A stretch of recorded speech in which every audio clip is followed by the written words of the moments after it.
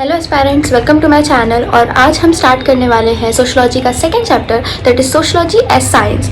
तो सबसे पहले हम देख लेते हैं कि इसमें कंटेंट क्या क्या है और इस चैप्टर में हम पढ़ने क्या क्या वाले हैं। ठीक है, यहाँ पे मैंने 4 पॉइंट्स इंक्लूड करे हैं स्लाइड में, जिसमें सबसे पहला है analyse claim of sociology as science. ठीक है, तो सबसे पहले इसमें हम देखेंगे कि सोशोलॉजी एज साइंस की जो क्लेम है वो सच है, मतलब वो सही है या वो गलत है। ठीक है, इसको हम क्या करेंगे, एनालाइज करेंगे। सेकंड में हम देखेंगे कि जो साइंटिफिक मेथड्स जो यूज़ करी गई है सोशोलॉजी में, वो सबसे पहले हम उसे समझेंगे और उसके बाद में हम उसकी क्रिटिक देखेंगे, क्योंकि ऑब्वियसली सोशोलॉजी में साइंटिफिक मेथड्स का इतना ज़्यादा रोल प्ले नहीं होता है, क्योंकि सोशोलॉजी जो है वो डील करता है ह्यूमन थिंकिंग ब्रेन के साथ में। ठीक है, फिर उसके बाद में हम देखेंगे कि फैक्ट, वैल्यू एंड ऑब्जेक्टिविटी, ये तीनों टर्म को हम आगे बहुत अच्छी तरीके से समझने वाले हैं, तो अभी हम इसे नहीं देखेंगे। ठीक है, उसके बाद में हम देखेंगे कि theoretical strengths in research methodology, मतलब कि जो भी हमारे थिंकर्स आए, उन्होंने जो भी हमें थ्योरीज दिए रिसर्च मेथोडोलॉजी में, उसको हम पूरा डिटेल में देखने वाले हैं। ठीक है, अब यहाँ पर मैंने 2 थिंकर्स की फोटोज ऐड करी है, दैट इज पहले है कॉम्टे और दूसरे है दुर्खेम। ठीक है, इनको बोला गया है poster boys of the discipline. Poster boys क्यों? क्योंकि सबसे पहले बेसिकली देखा जाए तो सोशोलॉजी की शुरुआत इन्हीं दोनों ने करी। सबसे पहले हमने फर्स्ट चैप्टर में देखा था कि जो कॉम्टे हैं वो फादर ऑफ सोशोलॉजी कहलाते हैं। ठीक है, तो कॉम्टे सबसे पहले उन्होंने क्या किया कि सोशोलॉजी को कनेक्ट करने की कोशिश करी साइंस के साथ में। क्यों? क्योंकि जब सोशोलॉजी का जब बर्थ हुआ था, जब उसका जन्म हुआ था, उस टाइम पे सोशोलॉजी के आसपास मतलब साइंटिफिक नॉलेज बहुत ज़्यादा था। देखा जाए तो उसी टाइम पे ऑब्वियसली स्टीम इंजन की खोज हुई थी और न्यूटन भी अपनी नई नई थेरीज ला रहे थे। तो ये जो सोशल थिंकर्स जो है ये बहुत ज़्यादा प्राउड मानते थे कि वो यूज़ कर पा रहे हैं सोशोलॉजी एक नए डिसिप्लिन में साइंटिफिक टर्म्स, जैसे कि सोशल डायनामिक्स, सोशल स्टैटिक, ये सारी जितनी भी टर्म्स है कॉम्टे ने एक्चुअली इंक्लूड करी सोशोलॉजी में। ठीक है, तो इसको हम आगे देखेंगे कौन सी टर्म्स थी वो। सोशल डायनामिक्स, ठीक है, sorry for my hand writing today, and social static. ठीक है, और उसके बाद में एक और टर्म है दैट इज मैकेनिकल इक्विलिब्रियम। ठीक है, जो कि सोशोलॉजी में यूज किया गया है। इक्विलिब्रियम, ठीक है, ऑब्वियसली हम इसमें देख सकते हैं कि सोशल ये जो वर्ड है ये सोशोलॉजी का है। ठीक है, पर ये जो टर्म है यहाँ पर डायनामिक, स्टैटिक एंड इक्विलिब्रियम, ये तीनों लिया गया है साइंस से। ठीक है, उसके बाद में यहाँ पर दूसरी फोटो आती है दुर्खेम की। दुर्खेम की फोटो मैंने यहाँ पर इसलिए ऐड करी है क्योंकि दुर्खेम ने यहाँ पर बताया कि जो नेचुरल फैक्ट है और जो सोशल फैक्ट है, इन दोनों में कोई भी डिफरेंस नहीं है। ठीक है, natural fact and social fact. Natural fact किस में होता है? मतलब साइंस में होता है, नेचुरल साइंस में। नेचुरल ऑब्वियसली साइंस का वर्ड है, तो natural fact and social fact मतलब सोशोलॉजी के फैक्ट और साइंस के फैक्ट में कोई डिफरेंस नहीं होता है, ये दुर्खेम ने बोला था। बट ये सच नहीं है, इसके भी बहुत सारे क्रिटिक्स है आगे जो हम आगे देखेंगे। तो इसी के साथ हम बढ़ते हैं नेक्स्ट स्लाइड की तरफ, और जिसमें हम देखेंगे कि सोशोलॉजी एज साइंस के जो थोड़ा सा इसमें एक्चुअली ब्रीफ दिया हुआ है, पहले तो वो देख लेते हैं कि early social scholars were greatly influenced by the natural science and there impact on humanity. Obviously अभी हमने देखा कि जो अर्ली थिंकर्स कौन थे सोशोलॉजी में, या अर्ली स्कॉलर्स कौन थे सोशोलॉजी में, कॉम्टे एंड दुर्खेम। पहले ही हमने उनकी फोटो देख ली। ठीक है, तो ये जो है बहुत ही ज़्यादा इन्फ्लुएंस थे नेचुरल साइंस से। ठीक है, क्योंकि जो भी ऑब्वियसली सोशोलॉजी क्या है, ये ह्यूमैनिटी का सब्जेक्ट है। ठीक है, जो कि नेचुरल साइंस से इतना ज़्यादा कनेक्ट नहीं हो सकता है जो कि हम देख सकते हैं, पर उन लोगों ने कनेक्ट करने की कोशिश करी। फिर उसके बाद में सेंट साइमन ने भी सोशल फिजिक्स कहा सोशोलॉजी को। सोशल फिजिक्स मतलब क्या हो गया, एक फिजिक्स से रिलेटेड सब्जेक्ट। ऑब्वियसली फिजिक्स में एक्सपेरिमेंट्स होते हैं पर सोशोलॉजी में एक्सपेरिमेंट्स नहीं हो सकते, तो सेंट साइमन ने कहा सोशल फिजिक्स। कॉम्टे ने कहा था पॉजिटिविस्ट सोशोलॉजी को। ठीक है, ये तो हमने पिछले चैप्टर में ही देखा था। फिर उसके बाद में आता है हर्बर्ट स्पेंसर, क्या कहते हैं कि जो ये ऑर्गेनिज्मिक जो एनालॉजी जो है वो सिमिलर होती है बायोलॉजिकल साइंस से और डार्विनिज्म से। मतलब कि एक ऑर्गेनिज्म, मतलब उसकी जो लाइफ होती है, मतलब वो पहले पैदा हुआ, फिर उसने सोसाइटी के साथ में जो भी इंटरेक्शंस करे और फिर उसके बाद में उसकी डेथ हुई, ये सारी जो चीज़ें हैं, ये कहते हैं हर्बर्ट स्पेंसर कि ये जो डार्विन की जो थ्योरी है, जो हमने देखा था कि जो इवॉल्व हुए एनिमल्स या बोलो इंसान जो भी इवॉल्व हुए धीरे धीरे एक प्रिमिटिव फॉर्म से एक एडवांस फॉर्म में, वो नेचर को अडॉप्ट कर करके हुए, पर ऐसा ऑर्गेनिज्मिक एनालॉजी में पॉसिबल नहीं है, क्योंकि हम देख सकते हैं कि ऑब्वियसली ये जो डार्विन की जो थ्योरी थी, ये सालों साल जो मतलब सालों साल के रिजल्ट्स थे, पर ऑर्गेनिज्मिक एनालॉजी ये सालों साल के रिजल्ट्स नहीं होते। एक इंडिविजुअल एक अपने लाइफ में मतलब 100 ईयर्स भी अगर वो जीता है तो वो कितना मतलब उसमें चेंज कर पाएगा। ऐसा तो नहीं है कि वो मतलब एक ही लाइफ में वो बंदर से इंसान बन जाएगा, ऐसा नहीं है बिल्कुल भी। तो ये भी इनकी थ्योरी के थोड़े से क्रिटिक से आगे जो हम आगे देखेंगे। और इस बुक में सबसे पहले पैराग्राफ में लिखा गया है कि इस जो चैप्टर में जो कुछ कुछ टर्म्स ऐसी है जो कुछ शायद अभी समझ में ना आए, पर उन टर्म्स का बहुत अच्छे से एक्सप्लेनेशन आगे वाले चैप्टर्स में किया हुआ है। तो अगर अभी कुछ नहीं समझ में आ रहा है तो हम उसको पूरे अच्छे से तरीके से समझने की कोशिश करेंगे, पर अगर ना समझ में आए तो डोंट टेक एनी टेंशन, आगे हम उसे अच्छे से देखने ही वाले हैं अगले चैप्टर्स के साथ में। तो अब हम देख लेते हैं definition of science. Definition of science मतलब क्या, क्यों इसमें हम देख रहे हैं सोशियोलॉजी में, क्योंकि अभी हमने कहा कि सोशियोलॉजी को कनेक्ट करने की कोशिश की गई है किसके साथ में, साइंस के साथ में। तो सबसे पहले हम समझ लेते हैं कि साइंस क्या है और उसकी डेफिनेशन क्या है। ठीक है, तो सबसे पहले यहाँ पे पॉइंट दिया हुआ है कि science is rooted in empiricism. Empiricism मतलब क्या होता है, इट इज एक्सपेरिमेंटेशन। अगर हम सिंपल लैंग्वेज में देखें तो एक्सपेरिमेंटेशन। और एक्सपेरिमेंटेशन क्यों, क्योंकि ऑब्वियसली हमने देखा है कि बचपन से पढ़ा है कि अगर साइंस में कोई भी थ्योरी को प्रूव करना होता है तो सबसे पहले एक्सपेरिमेंट किए जाते हैं कंट्रोल्ड एनवायरनमेंट में, और उसके बाद ही वो थ्योरी प्रूफ होती है। ठीक है, पर ये सोशियोलॉजी में होता है कि नहीं, हम आगे देखेंगे। वैसे तो सभी को पता है कि ये नहीं होता है ऑब्वियसली, बट ये प्रूफ करने की कोशिश की गई है। फिर उसके बाद में हम देखते हैं कि जो साइंस है वो सेल्फ रिफ्लेक्टिव होता है and self corrective. Self reflective and self corrective मतलब कि वो खुद को एक सबके सामने करेक्ट अपने आप को प्रूफ करने की क्षमता रखता है, और उसके साथ में वो सेल्फ रिफ्लेक्टिव है, मतलब कि वो खुद को रिफ्लेक्ट कर सकता है कि अगर कोई भी 10 गलत एक्सप्लेनेशन दिए हुए हैं तो वो सही एक्सप्लेनेशन के साथ में खुद को रिफ्लेक्ट कर सकता है।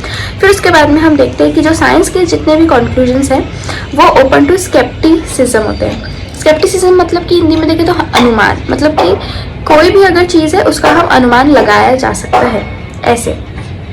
फिर जो साइंस है वो हमें रैशनल एक्सप्लेनेशन देता है, हर चीज़ का एक एक्सप्लेनेशन होता है साइंस के पास में।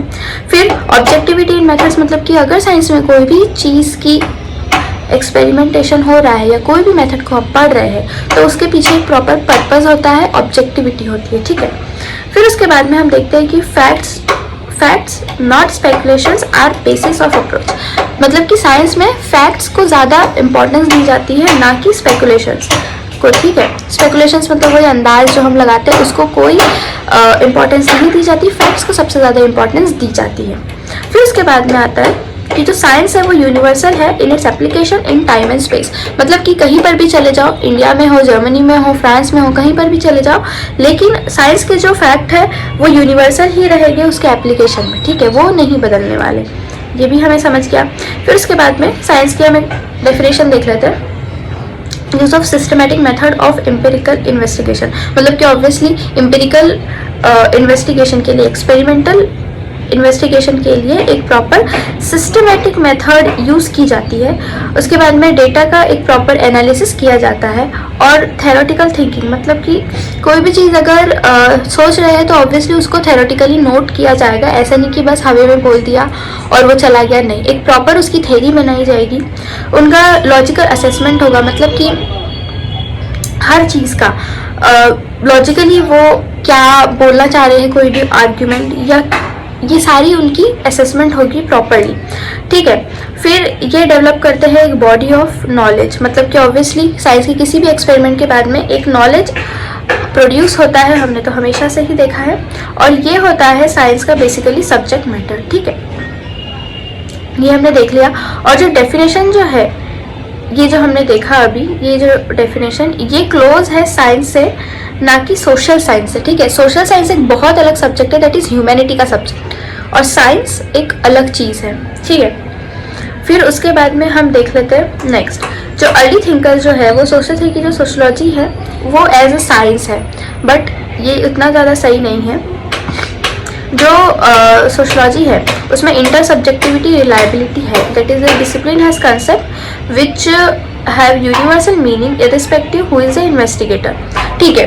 ये थोड़ी सी चीज़ जो है सोशोलॉजी में अप्लाई की जा सकती है कि इररिस्पेक्टिव ऑफ द थिंकर और irrespective of the investigator some concepts will be same in sociology also. और वो कंसेप्ट क्या हो गए? फैमिली, रिलीजियन, सोशल फैक्ट्स, ये इनमें सेम मीनिंग होगा इररिस्पेक्टिव ऑफ द इन्वेस्टिगेटर, ठीक है। कुछ चीज़ें हो सकती है कि सोशल साइंस सोशोलॉजी में भी अप्लाई हो सकती है साइंस की, पर हर चीज़ नहीं हो सकती, ठीक है। उसके बाद में ऑब्जेक्टिविटी हम देख लेते हैं कि guiding principal for reliable and scientific research. Objectivity मतलब कि कोई भी अगर चीज़ को पढ़ रहे हैं या कोई भी सिनेरियो को अगर हम पढ़ रहे हैं सोशोलॉजी में, तो उसके पीछे एक प्रॉपर साइंटिफिक रिसर्च की जाएगी, उसका एक प्रॉपर पर्पस ढूंढा जाएगा और फिर ही उसको किया जाएगा, ठीक है। वर्सेटाइल अगर हम देखें, वर्सेटाइल मतलब क्या होता है? डीप अंडरस्टैंडिंग, किसी भी चीज़ की एक प्रॉपर नॉलेज लेना, डीप अंडरस्टैंड करना, उसको हम बोलते हैं वर्सेटाइल, ठीक है। अब आइडियल टाइप, आइडियल टाइप क्या होता है कि basic method that helps to understand similarities and differences, मतलब ये एक बेसिक मेथड है जिसमें हम चीज़ों में सिमिलैरिटीज ढूंढते हैं और उनके बीच के डिफरेंसेस ढूंढते हैं, ठीक है। तो ये वर्सेटाइल और आइडियल टाइप का हमने यहाँ पर मीनिंग क्यों देखा, ये हम आगे समझेंगे, ठीक है, क्योंकि इसका आगे यूज है हमें। जो सोशोलॉजिस्ट जो है वो क्लेम करते हैं कि यहाँ पर ग्रेट डिग्री ऑफ ऑब्जेक्टिविटी होती है सोशोलॉजी में। ग्रेट डिग्री ऑफ ऑब्जेक्टिविटी मतलब कि गाइडिंग, ऑब्जेक्टिविटी का मीनिंग हमने ऊपर ही देखे कि guiding principal for reliable and scientific research, मतलब एक प्रॉपर जो प्रोसेस है या पर्पस है हर सोशल एंड साइंटिफिक रिसर्च का, उसके ही हेल्प से सोशोलॉजी में रिसर्च हो सकती है, ऐसा सोशोलॉजिस्ट का मानना है, ठीक है। अब वेबर जो है वो बोलते हैं कि जो ऑब्जेक्टिविटी जो है वो पॉसिबल होती है थ्रू द प्रोसेस ऑफ या through the method of versatile and ideal types, ठीक है।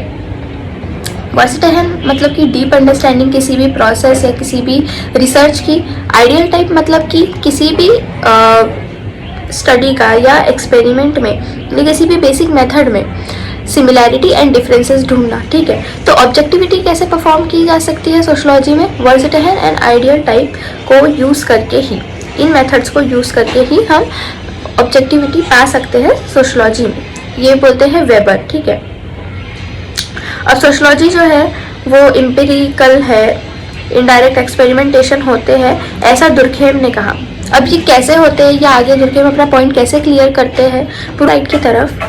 अब याद रखना, जो पिछली स्लाइड में हमने जो भी चीज़ें देखी, जो भी टर्म्स देखी, वो साइंस के अकॉर्डिंग देखी, ठीक है। अब हम इसमें इस स्लाइड में देखने वाले हैं सोशोलॉजी के अकॉर्डिंग कि अलग अलग सोशल थिंकर्स क्या कहते हैं, ठीक है। बाद में ये रियलाइज़ किया गया कि जो सोशोलॉजी है उसको डेवलप नहीं किया जा सकता साइंस के लाइन में, मतलब कि साइंस के जैसे हम सोशोलॉजी को डेवलप नहीं कर सकते, क्योंकि इसमें बहुत ज़्यादा प्रैक्टिकल लिमिटेशंस होती है साइंस में। ऑब्वियसली हमने पहले भी देखा लिमिटेशंस क्या है कि जो सोशोलॉजी है वो डील करता है ह्यूमन थिंकिंग ब्रेन के साथ में। ऑब्वियसली ह्यूमन थिंकिंग ब्रेन के बहुत ज़्यादा कॉम्प्लेक्सेस है, अभी कुछ और सोच रहा है, 2 मिनट बाद कुछ और सोचेगा, तो ये यहाँ पे बहुत ज़्यादा कॉम्प्लेक्सिटी है। पर साइंस में ऐसा कुछ नहीं होता है, हर चीज़ जो फैक्ट है वो फैक्ट ही रहेगी, जो ट्रुथ है वो ट्रुथ ही रहेगा, irrespective of the situation, irrespective of the person. पर यहाँ पे सोशोलॉजी में जो चीज़ें हैं वो पर्सन टू पर्सन वेरी करते जाती है। Difficulty of being empirical, empirical हमने देखा, एक्सपेरिमेंटल हम यहाँ पर नहीं हो सकते।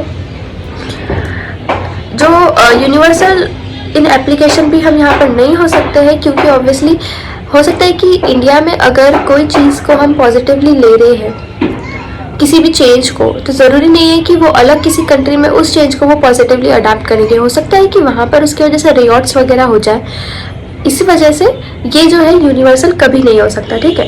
एंड डिफ़िकल्टी होती है हमेशा इन टेस्टिंग द रिजल्ट्स भी, पॉइंट, दैट इज कि जो एक्सपेरिमेंटेशन जो है वो कोर है नेचुरल साइंस का। मतलब कि ये सबसे इम्पॉर्टेंट चीज़ है नेचुरल साइंस में कि एक्सपेरिमेंट तो रहेंगे ही रहेंगे, ये कभी भी किसी और चीज़ से सब्स्टिट्यूट नहीं हो सकते हैं, ठीक है। तभी जाकर के तो साइंस के एक्सपेरिमेंट प्रूफ होंगे, तभी जाकर के तो उनकी थ्योरी क्रिएट होगी ना आगे। पर सोशलॉजी में कंट्रोल्ड एनवायरनमेंट की लग्जरी नहीं होती है, क्योंकि हमने देखा कि एक्सपेरिमेंट जो है वो कंट्रोल्ड एनवायरनमेंट में किए जाते हैं कि बहुत सारे फैक्टर को कांस्टेंट किया जाता है और एक फैक्टर जो है जिसको वेरी किया जाता है। तो सोशलॉजी में ऐसा बिल्कुल भी नहीं है, ठीक है। अब एग्जांपल हम देख सकते हैं, ऑब्वियसली इसमें दिया है कि जो लॉ ऑफ ग्रेविटी जो है वर्क करेगा in same manner in every condition, but in sociology social actions have different outcome if the context is changed. मतलब यही कि सोशलॉजी में जो सोशल एक्शन है जो लोगों के, वो चेंज हो सकते हैं अगर कॉन्टेक्स्ट चेंज किया गया तो। कॉन्टेक्स्ट मतलब कि अगर बाकी कोई कंडीशन चेंज कर दी गई तो ऑब्वियसली जो आउटकम है वो डिफरेंट हो जाएगा। मतलब कि समझो कि अभी हमने क्लासरूम में एसी लगा दिया है, ठीक है, बाहर गर्मी है तो बच्चे बहुत अच्छे से अडाप्ट कर रहे हैं और बहुत अच्छे से पढ़ाई कर रहे हैं अपनी। बट अगर बाहर ठंडी है और अगर अंदर एसी हमने फिर भी चालू रखा है क्लासरूम में, तो ऑब्वियसली बच्चे उसमें डिफरेंट रिएक्ट करेंगे, उनको ऑब्वियसली दिक्कत होने लगेगी एसी से। तो वही कि अगर हमने कॉन्टेक्स्ट चेंज किया तो आउटकम भी हमारे डिफरेंट हो गए, ठीक है। अब हम देखते हैं कि ऑब्जेक्टिविटी, पिछला जो ऑब्जेक्टिविटी का मीनिंग हमने देखा था वो साइंस के अकॉर्डिंग देखा था, ठीक है। अब जो सोशलॉजी में जो ऑब्जेक्टिविटी है वो क्या होती है, वो होता है कि किसी भी ओपिनियन या किसी भी व्यू का इंडिपेंडेंट होना, मतलब कि पर्सनल बायस उसमें नहीं होना। मतलब कि मैं क्या सोच रही हूँ या कोई और क्या सोचता है ये डिपेंड नहीं करता, एक इंडिपेंडेंट व्यू, ठीक है, दैट इज कॉल्ड ऑब्जेक्टिविटी। और वो पॉसिबल नहीं है सोशल साइंस में, क्योंकि ऑब्वियसली सोशल साइंस ही तो ये सब्जेक्ट है कि जो ह्यूमैनिटी को पढ़े, जो ह्यूमंस को पढ़े। अगर इसमें पर्सनल बायस या पर्सनल ओपिनियन को ही हटा दिया गया तो फिर ऑब्जेक्टिविटी कैसे पॉसिबल हो सकती है सोशलॉजी में। ये डील करता है ह्यूमन ब्रेन के साथ में, इसलिए ह्यूमन ब्रेन को ऑब्वियसली डिफिकल्ट है बहुत ज़्यादा इसको डिकोड करना, ठीक है। अब वेबर कहते हैं कि ये बहुत आइडेंटिफाई द डिफ़िकल्टी। अब वेबर ने यहाँ पर डिफ़िकल्टी आइडेंटिफाई करी कि क्या एक्चुअली प्रॉब्लम है। तो इन्होंने कहा कि there can not be an objective science of society since social actions must be understood in terms of meaning that man attaches to them. Obviously objectivity का meaning हमने क्या देखा, जो कि independent होता है, independent of personal opinion। कोई भी चीज़ ऑब्जेक्टिव कब कहलाती है, जब वो पर्सनल व्यू या पर्सनल ओपिनियन से इंडिपेंडेंट होती है, ठीक है। तो साइंस में ये पॉसिबल है कि एक साइंटिस्ट क्या सोच रहा है और दूसरा साइंटिस्ट क्या सोच रहा है, इसको प्रूफ, वो दोनों अगर अलग अलग सोच रहे थे इसको प्रूफ करने के लिए एक एक्सपेरिमेंट परफॉर्म की जा सकती है कि कौन सही सोच रहा है, ठीक है। पर सोशलॉजी में ये ऑब्जेक्टिविटी पॉसिबल नहीं है, क्योंकि हर एक इंसान अलग अलग सोच सकता है और सारे के ओपिनियन सही हो गए, ये भी पॉसिबिलिटी इसमें होती है, ठीक है। तो सब स्कॉलर्स ने वेबर को मतलब अपोज करते हुए कहा कि साइंस एक सिर्फ बॉडी ऑफ नॉलेज नहीं है, जो नेचुरल साइंस जो है वो भी अपने खुद के कुछ उनमें लिमिटेशंस होते हैं। जैसे सोशलॉजी के कुछ लिमिटेशंस हैं, जैसे कि वेग्यूनेस या अनप्रेडिक्टेबिलिटी, प्रॉब्लम ऑफ टेस्टेबिलिटी। हो सकता है कि कोई एक्सपेरिमेंट को टेस्ट करने में बहुत ज़्यादा प्रॉब्लम आए या अनप्रेडिक्टेबल रिजल्ट्स आ जाए, ठीक है। वेग्यूनेस मतलब कि बहुत सारी एक्सपेरिमेंट के बाद में भी कोई ओपिनियन बहुत ज़्यादा अनक्लियर रहे। तो उनका बोलना था कि सिर्फ सोशलॉजी में लिमिटेशंस नहीं है, उनका बोलना है कि साइंस में भी लिमिटेशंस है। कुछ स्कॉलर्स का मानना ये है। तो उनका बोलना है कि अगर दोनों में इतनी ज़्यादा क्लियरिटी नहीं है तो हम दोनों सब्जेक्ट को कनेक्ट कर सकते हैं, बट ये फिर भी पॉसिबल नहीं हुआ। कार्ल पॉपर ने बताया इन स्कॉलर्स को मतलब आर्ग्यू करते हुए कि साइंस जो है वो सिर्फ एक बॉडी ऑफ नॉलेज नहीं होता है, ये एक मेथड ऑफ अप्रोचिंग है। मतलब सिर्फ हमने एक्सपेरिमेंट कर लिया, थ्योरी बना ली और बॉडी ऑफ नॉलेज क्रिएट कर दिया, ऐसा नहीं है। हम चीज़ों के तरफ कैसे अप्रोच करेंगे, मतलब किसी भी चीज़ का अगर हमें एक्सपेरिमेंट करना है तो हम किस मेथड को फॉलो करेंगे, किस प्रोसेस को फॉलो करेंगे, इसका नाम है साइंस, ठीक है। और सोशलॉजी उसके अपने अलग की फीचर्स हैं। जो सोशलॉजी है वो पूरी तरह साइंस नहीं की तरह नहीं बन सकता एक नया डिसिप्लिन, पर उसके कोई फीचर्स वो ले सकता है। कुछ फीचर्स जैसे कि पर्सपेक्टिव, उसका मेथड ऑफ स्टडी या सब्जेक्ट मैटर, ये कुछ चीज़ें सोशलॉजी अडॉप्ट कर सकता है साइंस की, पर पूरा साइंस की तरह नहीं बन सकता। ये कार्ल पॉपर ने बताया, ठीक है। फिर उसके बाद में सोशलॉजी को स्टडी किया जाने लगा in similar fashion as science. पहले के जो सोशलॉजिस्ट थे वो बहुत ज़्यादा इन्फ्लुएंस थे साइंस से, क्योंकि ऑब्वियसली उस टाइम पे साइंस के इतने सारे एक्सपेरिमेंटेशन और सारे लोग मतलब साइंटिफिक नॉलेज को बहुत ज़्यादा इंपॉर्टेंस दे रहे थे उस टाइम पे। तो इस वजह से कुछ सेम साइंटिफिक मेथड भी यूज़ करी गई सोशलॉजी में बाय सम सोशलॉजिस्ट, ठीक है। तो अब इसके साथ हम बढ़ते हैं नेक्स्ट स्लाइड की तरफ। तो अब हम देखेंगे scientific method and it's critic. तो सबसे पहले हम साइंटिफिक मेथड की एक छोटी सी डेफिनेशन देख लेते हैं कि साइंटिफिक मेथड होती क्या है, ठीक है। Scientific method refers to any systematic, rational and objective set of steps.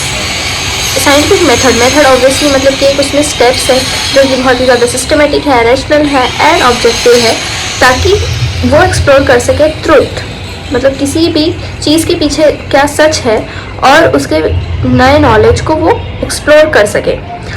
और फॉर इन्वेस्टिगेटिंग फिनोमेना, मतलब कोई भी एक मेथड या कोई भी एक प्रोसेस को वो इन्वेस्टिगेट कर सके, करेक्ट कर सके और उसके साथ में जो प्रीवियस नॉलेज है उसको इंटीग्रेट करके एक नई थ्योरी बना सके या एक नया बॉडी ऑफ नॉलेज क्रिएट कर सके, ठीक है। ये होती है साइंटिफिक मेथड। अब साइंटिफिक मेथड में बहुत बेसिक स्टेप्स होती है, 3 यहाँ पर जो दी गई है। सबसे पहले एक सिस्टमेटिक ऑब्जर्वेशन होता है कि बहुत अच्छी तरह से ऑब्जर्व किया जाता है, एक्सपर्ट्स आते हैं, साइंटिस्ट आते हैं, वो ऑब्जर्व करते हैं कि साइंटिफिक मेथड जो भी पढ़ना है वो है क्या। क्लासिफिकेशन किया जाता है कि ऑब्वियसली अगर कुछ उनमें डिफरेंट कैटेगरीज होगी कि वो किस कैटेगरी में आना चाहिए, उसको क्लासीफाई करेंगे और उसके बाद में उस डेटा को इंटरप्रीट करेंगे, ठीक है।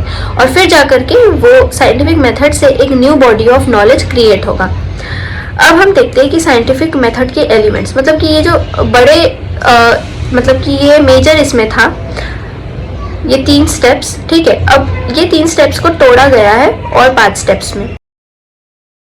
यहाँ पर हमने एक फोटो लगाई हुई है जिसमें ये 5 स्टेप्स दी हुई है, ठीक है। तो सबसे फर्स्ट स्टेप यहाँ पर है पर्सपेक्टिव एंड प्रॉब्लम डेफिनेशन, ठीक है। तो पर्सपेक्टिव एंड प्रॉब्लम डेफिनेशन का क्या होता है हम यहाँ पर देखते हैं। इस फर्स्ट पॉइंट में दिया हुआ है कि टू स्टार्ट इन्वेस्टिगेशन, कोई भी एक इन्वेस्टिगेशन को स्टार्ट करने के पहले उसको पता होना चाहिए एक बेसिक आइडिया, ठीक है, वो किस चीज़ से रिलेटेड है वो आइडिया। जो पर्सपेक्टिव जो है ऑब्वियसली ये प्रोवाइड करता है एक प्रॉपर डेफिनेशन ताकि रिसर्च को हम आगे बहुत अच्छी तरीके से ले जा सकें, ठीक है। अब सेकंड है हाइपोथेसिस फॉर्मुलेशन, ठीक है। हाइपोथेसिस फॉर्मुलेशन मतलब कि एक अनटेस्टेड स्टेटमेंट होता है, मतलब कि किसी ने बोल दिया कि ये जो थ्योरी है ये इसके बारे में है, ऐसा ऐसा इसमें होगा और ये इसके रिजल्ट्स होंगे, तो ये तो उसने बस अपनी तरफ से बता दिया, ये एक अनटेस्टेड स्टेटमेंट है, ठीक है। अब states what one is looking for और what one is trying to prove, ठीक है। ये जो उसने बता दिया उस चीज़ को वो प्रूव करने के लिए वो क्या करेगा, वो इन्फॉर्मेशन गैदर करेगा, ठीक है। इन्फॉर्मेशन जब गैदर हो जाएगी तो उसको टेस्ट ऑफ जनरलाइजेशन के लिए भेजा जाएगा कि जो भी इन्फॉर्मेशन गैदर हुई है और जो पर्सन जो वो बोल रहा है क्या वो दोनों चीज़ें मैच कर रही है। अगर वो दोनों चीज़ें मैच कर रही है तो उसके बाद में क्या होगा कि हाइपोथेसिस फॉर्मुलेशन हो जाएगा, मतलब कि वो एक जो अनटेस्टेड स्टेटमेंट था वो एक हाइपोथेसिस में कन्वर्ट हो जाएगी, ठीक है।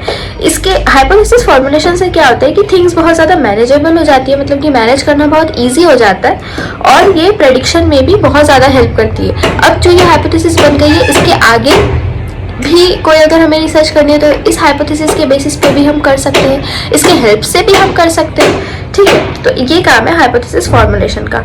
अब थर्ड इसमें दिया हुआ है रिसर्च मेथड्स, ठीक है। अब रिसर्च मेथड्स में क्या होता है, जो information gathering and using research methods and building casual explanation, मतलब कि ऑब्वियसली इन्फॉर्मेशन गैदर करके जो भी रिसर्च मेथड को यूज़ करके जो भी हमें कैजुअल एक्सप्लेनेशन बिल्ड करने हैं वो हम करेंगे एक रिसर्च मेथड, मतलब एक प्रॉपर, अब एक स्टेप वाइज जाएंगे हम कि सबसे पहले वो आइडिया कहाँ से आया, किसने लाया, वो किस चीज़ से प्रूफ हुआ, और फिर अब वो जाकर के एक रिसर्च मेथोडोलॉजी पूरी बन जाएगी। ठीक है, ये इन्वॉल्व करता है कि गैदरिंग रिलेवेंट फैक्ट्स, मतलब ऑब्वियसली प्रॉपर फैक्ट्स को गैदर करना और उसको यूज़ करना जनरलाइजेशन के लिए।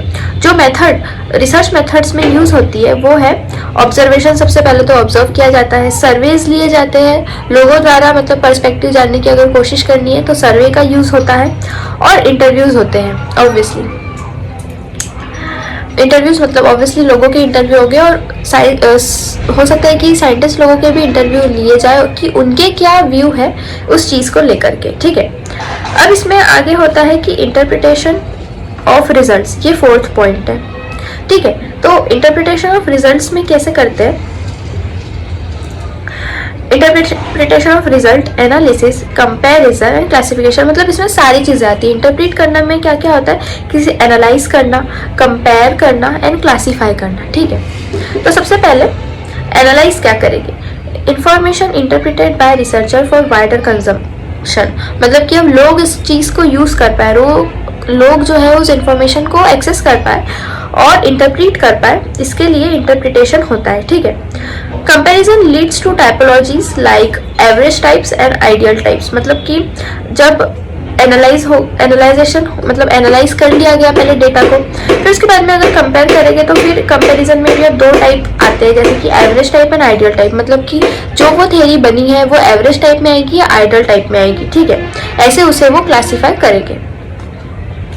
फिर उसके बाद में 5th आता है थ्योरी बिल्डिंग। थ्योरी बिल्डिंग में क्या होता है कि जो set of inter related ideas है वो अलाउ करते हैं systematisation of knowledge and physical and social world, मतलब कि जो भी अभी तक के आइडियाज कलेक्ट किए गए हैं उनको अब एक सिस्टमेटिक फॉर्म में रख करके social world and physical world के लिए वो रेडी हो चुके हैं आगे पढ़ने के लिए। और इसमें जो भी डेटा है वो रिपीटेडली फाइंड किया गया है और वो हर बार हमें ट्रू मिला है, मतलब कि अब हमारी थ्योरी बिल्ड हो चुकी है प्रॉपरली कि अब इसमें कोई भी मिस्टेक्स नहीं है। जो भी पहले सोचा गया था उसका प्रॉपर प्रूफ लिया गया और उसके बाद में उसको वेरीफाई करके ही आगे भेजा गया है। ठीक है, और उसके बाद में एक थ्योरी या एक जनरल लॉ बनता है, जैसे कि ऑब्वियसली न्यूटन का भी कभी लॉ बना है अभी जो हम देखते हैं, तो वो पहले वो एक प्रॉपर लॉ तो नहीं रहा होगा, एक हाइपोथेसिस ही रही होगी उसकी, उसने कुछ सोचा होगा, फिर उसके बाद में उसने उसके एक्सपेरिमेंट किए गए, उसके रिजल्ट उसको जो उसे सेटिस्फाई करे होंगे वैसे उसे रिजल्ट्स मिले होंगे और अब जाकर के उसका फिर एक लॉ बना। ठीक है, तो ये पूरी प्रोसेस थी जो अभी हमने समझी। तो जो कार्ल मार्क्स की थ्योरी जो है हैव्स एंड हैव नॉट, ये भी इसी के बेसिस में बनी है, मतलब कि सबसे पहले तो उन्होंने डेटा कलेक्ट किया, इन्फॉर्मेशन गैदर करी और फिर उसके बाद में लोगों के सर्वेज लिए, इंटरव्यू लिया, मतलब लोगों से जानने की कोशिश करी कि वो हैव्स कैटेगरी में आते हैं या हैव नॉट कैटेगरी में आते हैं। और फिर उसके बाद में जब उन्हें प्रॉपर रिजल्ट मिल गया, उनके जो रिजल्ट प्रॉपरली मतलब बार बार रिपीटेडली उन्हें सेम मिल रहे थे, तब जाकर के उनकी एक प्रॉपर कार्ल मार्क्स की थ्योरी बन गई। ठीक है, अब जो साइंटिफिक मेथड्स जो है वो सूटेबल नहीं होती है सोशलॉजिकल इन्वेस्टिगेशन के लिए। ऑब्वियसली ये जो जिस तरीके से हमने अभी साइंटिफिक मेथड के जो एलिमेंट्स देखे, ये 5, ठीक है, ये सोशलॉजी में एकदम प्रॉपरली स्टेप बाय स्टेप नहीं यूज़ किए जा सकते। ठीक है, क्योंकि ऑब्वियसली जो सोशलॉजी है वो डील करता है ह्यूमन थिंकिंग ब्रेन के साथ में। ह्यूमन थिंकिंग ब्रेन का कोई फिक्स तो है नहीं कि वो क्या सोचेगा क्या नहीं, इसीलिए इस चीज़ को हम फॉलो नहीं कर सकते हैं। सोशलॉजी जो भी साइंटिफिक मेथड्स जो है जो कि सोशलॉजी में यूज़ होती है वो उसमें बहुत ज़्यादा शॉर्टकमिंग्स होते हैं, मतलब कि ऑब्जर्वर बायस होता है, नॉन रिस्पॉन्स बायस होता है, सोशल डिजायरेबिलिटी बायस, मतलब बहुत सारी चीज़ें इसमें बायस्ड होती है। इसमें मतलब इंडिपेंडेंट ऑफ पर्सनल व्यू ऐसा हो ही नहीं सकता, पर्सनल व्यू इसमें आएंगे ही आएंगे। इस वजह से साइंटिफिक मेथड्स जो है वो यूज़ नहीं की जा सकती है उतने प्रॉपरली सोशलॉजिकल इन्वेस्टिगेशन में। तो इसी के साथ हम पढ़ते हैं आगे वाली स्लाइड में। ठीक है, हम देखते हैं फैक्ट, वैल्यू एंड ऑब्जेक्टिविटी। ठीक है, तो इसमें एक्चुअली क्या क्या दिया हुआ है अभी हम देखते हैं। सबसे पहले हम देख लेते हैं कि कॉन्सेप्ट एक्चुअली है क्या, जो कि साइंस का एक टर्म है कॉन्सेप्ट, ठीक है। अभी कॉन्सेप्ट मतलब होता है कि representation of object and phenomenon, मतलब कि कोई भी एक ऑब्जेक्ट या प्रोसेस का कोई भी रिप्रेजेंटेशन जो होता है उसको हम बोलते हैं कॉन्सेप्ट। जो कॉन्सेप्ट है वो बहुत ज़्यादा प्रिसाइज होता है खुद में, ये एग्रीड बाय ऑल होता है और इसकी बहुत ज़्यादा क्लियर अंडरस्टैंडिंग होती है, ठीक है, कोई कन्फ्यूजन नहीं होता है। अब सोशलॉजी में अगर हम देखा जाए तो कॉन्सेप्ट होते क्या है ये हम देख लेते हैं। फैमिली एक कॉन्सेप्ट है, हाउस होल्ड जो घर की गृहस्थी है ये एक कॉन्सेप्ट है, कास्ट जो है ये एक कॉन्सेप्ट है, किनशिप जो हमारे रिलेशंस जो है लोगों के साथ में ये भी एक कॉन्सेप्ट है, सोशल स्टेटस मतलब कि हमारे सोसाइटी में स्टेटस कैसे है ये भी एक कॉन्सेप्ट होता है, ठीक है। अब हम देखते हैं आगे कि question of fact in sociology, मतलब कि अभी तो हमने देख लिया कॉन्सेप्ट जो कि साइंस का एक टर्म है जो कि सोशलॉजी में यूज हो सकता है, ठीक है, थोड़ा बहुत कुछ हमने कॉन्सेप्ट्स भी देख लिए उसके जैसे। अब हम देखते हैं फैक्ट यूज हो सकते हैं कि नहीं सोशलॉजी में, ठीक है। तो फैक्ट मतलब क्या होता है, सबसे पहले हम ये देखते हैं कि ये एक एक्सपेरिमेंटल मतलब एम्पिरिकल मतलब वही एक्सपेरिमेंटल वेरीफिएबल वेरीफाइड ऑब्जर्वेशन, ठीक है, ये एक एक्सपेरिमेंट के थ्रू वेरीफाई किया हुआ एक ऑब्जर्वेशन होता है, ये रियल होता है मतलब सच में ये प्रेजेंट है वर्ल्ड में, डेफिनेट होता है कि मतलब ये चेंज नहीं होने वाला है, इनकन्वर्टिबल मतलब किसी और फैक्ट में भी ये चेंज नहीं होगा, और ये यूनिवर्सल है मतलब कि कहीं पर भी चले जाओ ये फैक्ट चेंज नहीं होने वाला है। तो अगर सोशलॉजिस्ट को सोशलॉजी इस डिसिप्लिन को साइंस के जैसे बनाना है तो उनको फैक्ट बेस्ड स्टडी करनी पड़ेगी, मतलब फैक्ट के बेसिस पर ही उनको हर थ्योरी लानी पड़ेगी सोशलॉजी में भी। तो इस वजह से दुर्खेम ने क्या किया कि एक कॉन्सेप्ट दे दिया सोशलॉजी में, दैट इज सोशल फैक्ट। तो सोशल उन्होंने वर्ड ले लिया सोशलॉजी का और फैक्ट आ गया साइंस का, तो ऐसे एक नई टर्म दे दी सोशल फैक्ट सोशलॉजी में। पर अब अगर इस डिसिप्लिन को साइंस की तरह बनाना है तो फैक्चुअल एनालिसिस पे सबसे ज़्यादा फोकस करना पड़ेगा, ना कि सब्जेक्टिव इंटरप्रिटेशन, मतलब कि जो भी सब्जेक्टिव इंटरप्रिटेशन मतलब कि एक सब्जेक्ट पे जो भी हम इंटरप्रीट करते हैं वो हमें नहीं करना पड़ेगा, इंडिविजुअल पर्सपेक्शन पे हमें बिल्कुल भी ध्यान नहीं देना पड़ेगा, और जो भी सेट ऑफ जनरल स्टेटमेंट होते हैं मतलब कि जो ऐसे ही बस बोले जाते हैं उस पर भी हमें बिल्कुल ध्यान नहीं देना पड़ेगा, सिर्फ उसी चीज़ों पे ध्यान देना पड़ेगा जो कि एविडेंस के द्वारा सपोर्टेड है और टेस्टेड है ऑलरेडी, ठीक है। तो तब जाकर के सोशलॉजी जो है वो साइंस जैसा बनेगा, ये बोला गया है। अब उसके बाद में हम देख लेते हैं कि वैल्यू डिबेट, वैल्यू को लेकर के भी बहुत ज़्यादा डिबेट रहे, तो अब हम देख लेते हैं कि वैल्यू डिबेट, वैल्यू पर भी बहुत ज़्यादा डिबेट रहे हैं इस सब्जेक्ट में। तो एक्चुअली क्या होता है कि वैल्यू मतलब क्या होता है, बेसिकली अगर हिंदी में देखें तो इसका मतलब होता है संस्कार जो हमारी सोसाइटी हमें देती है, ठीक है। जो भी डिस्पोजिशन मतलब कि जो भी चीज़ें अराइज होती है, एक्सपीरियंस, बिलीव, जो हमारे मतलब मान्यता है, हम जिस चीज़ को मानते हैं, प्रेफरेंस देते हैं जिस चीज़ को, हमारे जो बायसेस है, इन सब में से जो भी अराइज होते हैं वो होते हैं वैल्यू, दैट इज संस्कार, ठीक है। अब जो वैल्यू है वो पर्सनल होती है, कल्चरल मतलब कि ऑब्वियसली हर कल्चर की अलग अलग होती है, टेम्पोरल मतलब कि ये जो मटेरियल वर्ल्ड है उससे ही रिलेटेड होती है, एकदम स्पिरिचुअल नहीं होती है, और सिचुएशन स्पेसिफिक होती है ऑब्वियसली, ठीक है, और ये यूनिवर्सल नहीं होती है, मतलब हर जगह ये सेम नहीं होती है।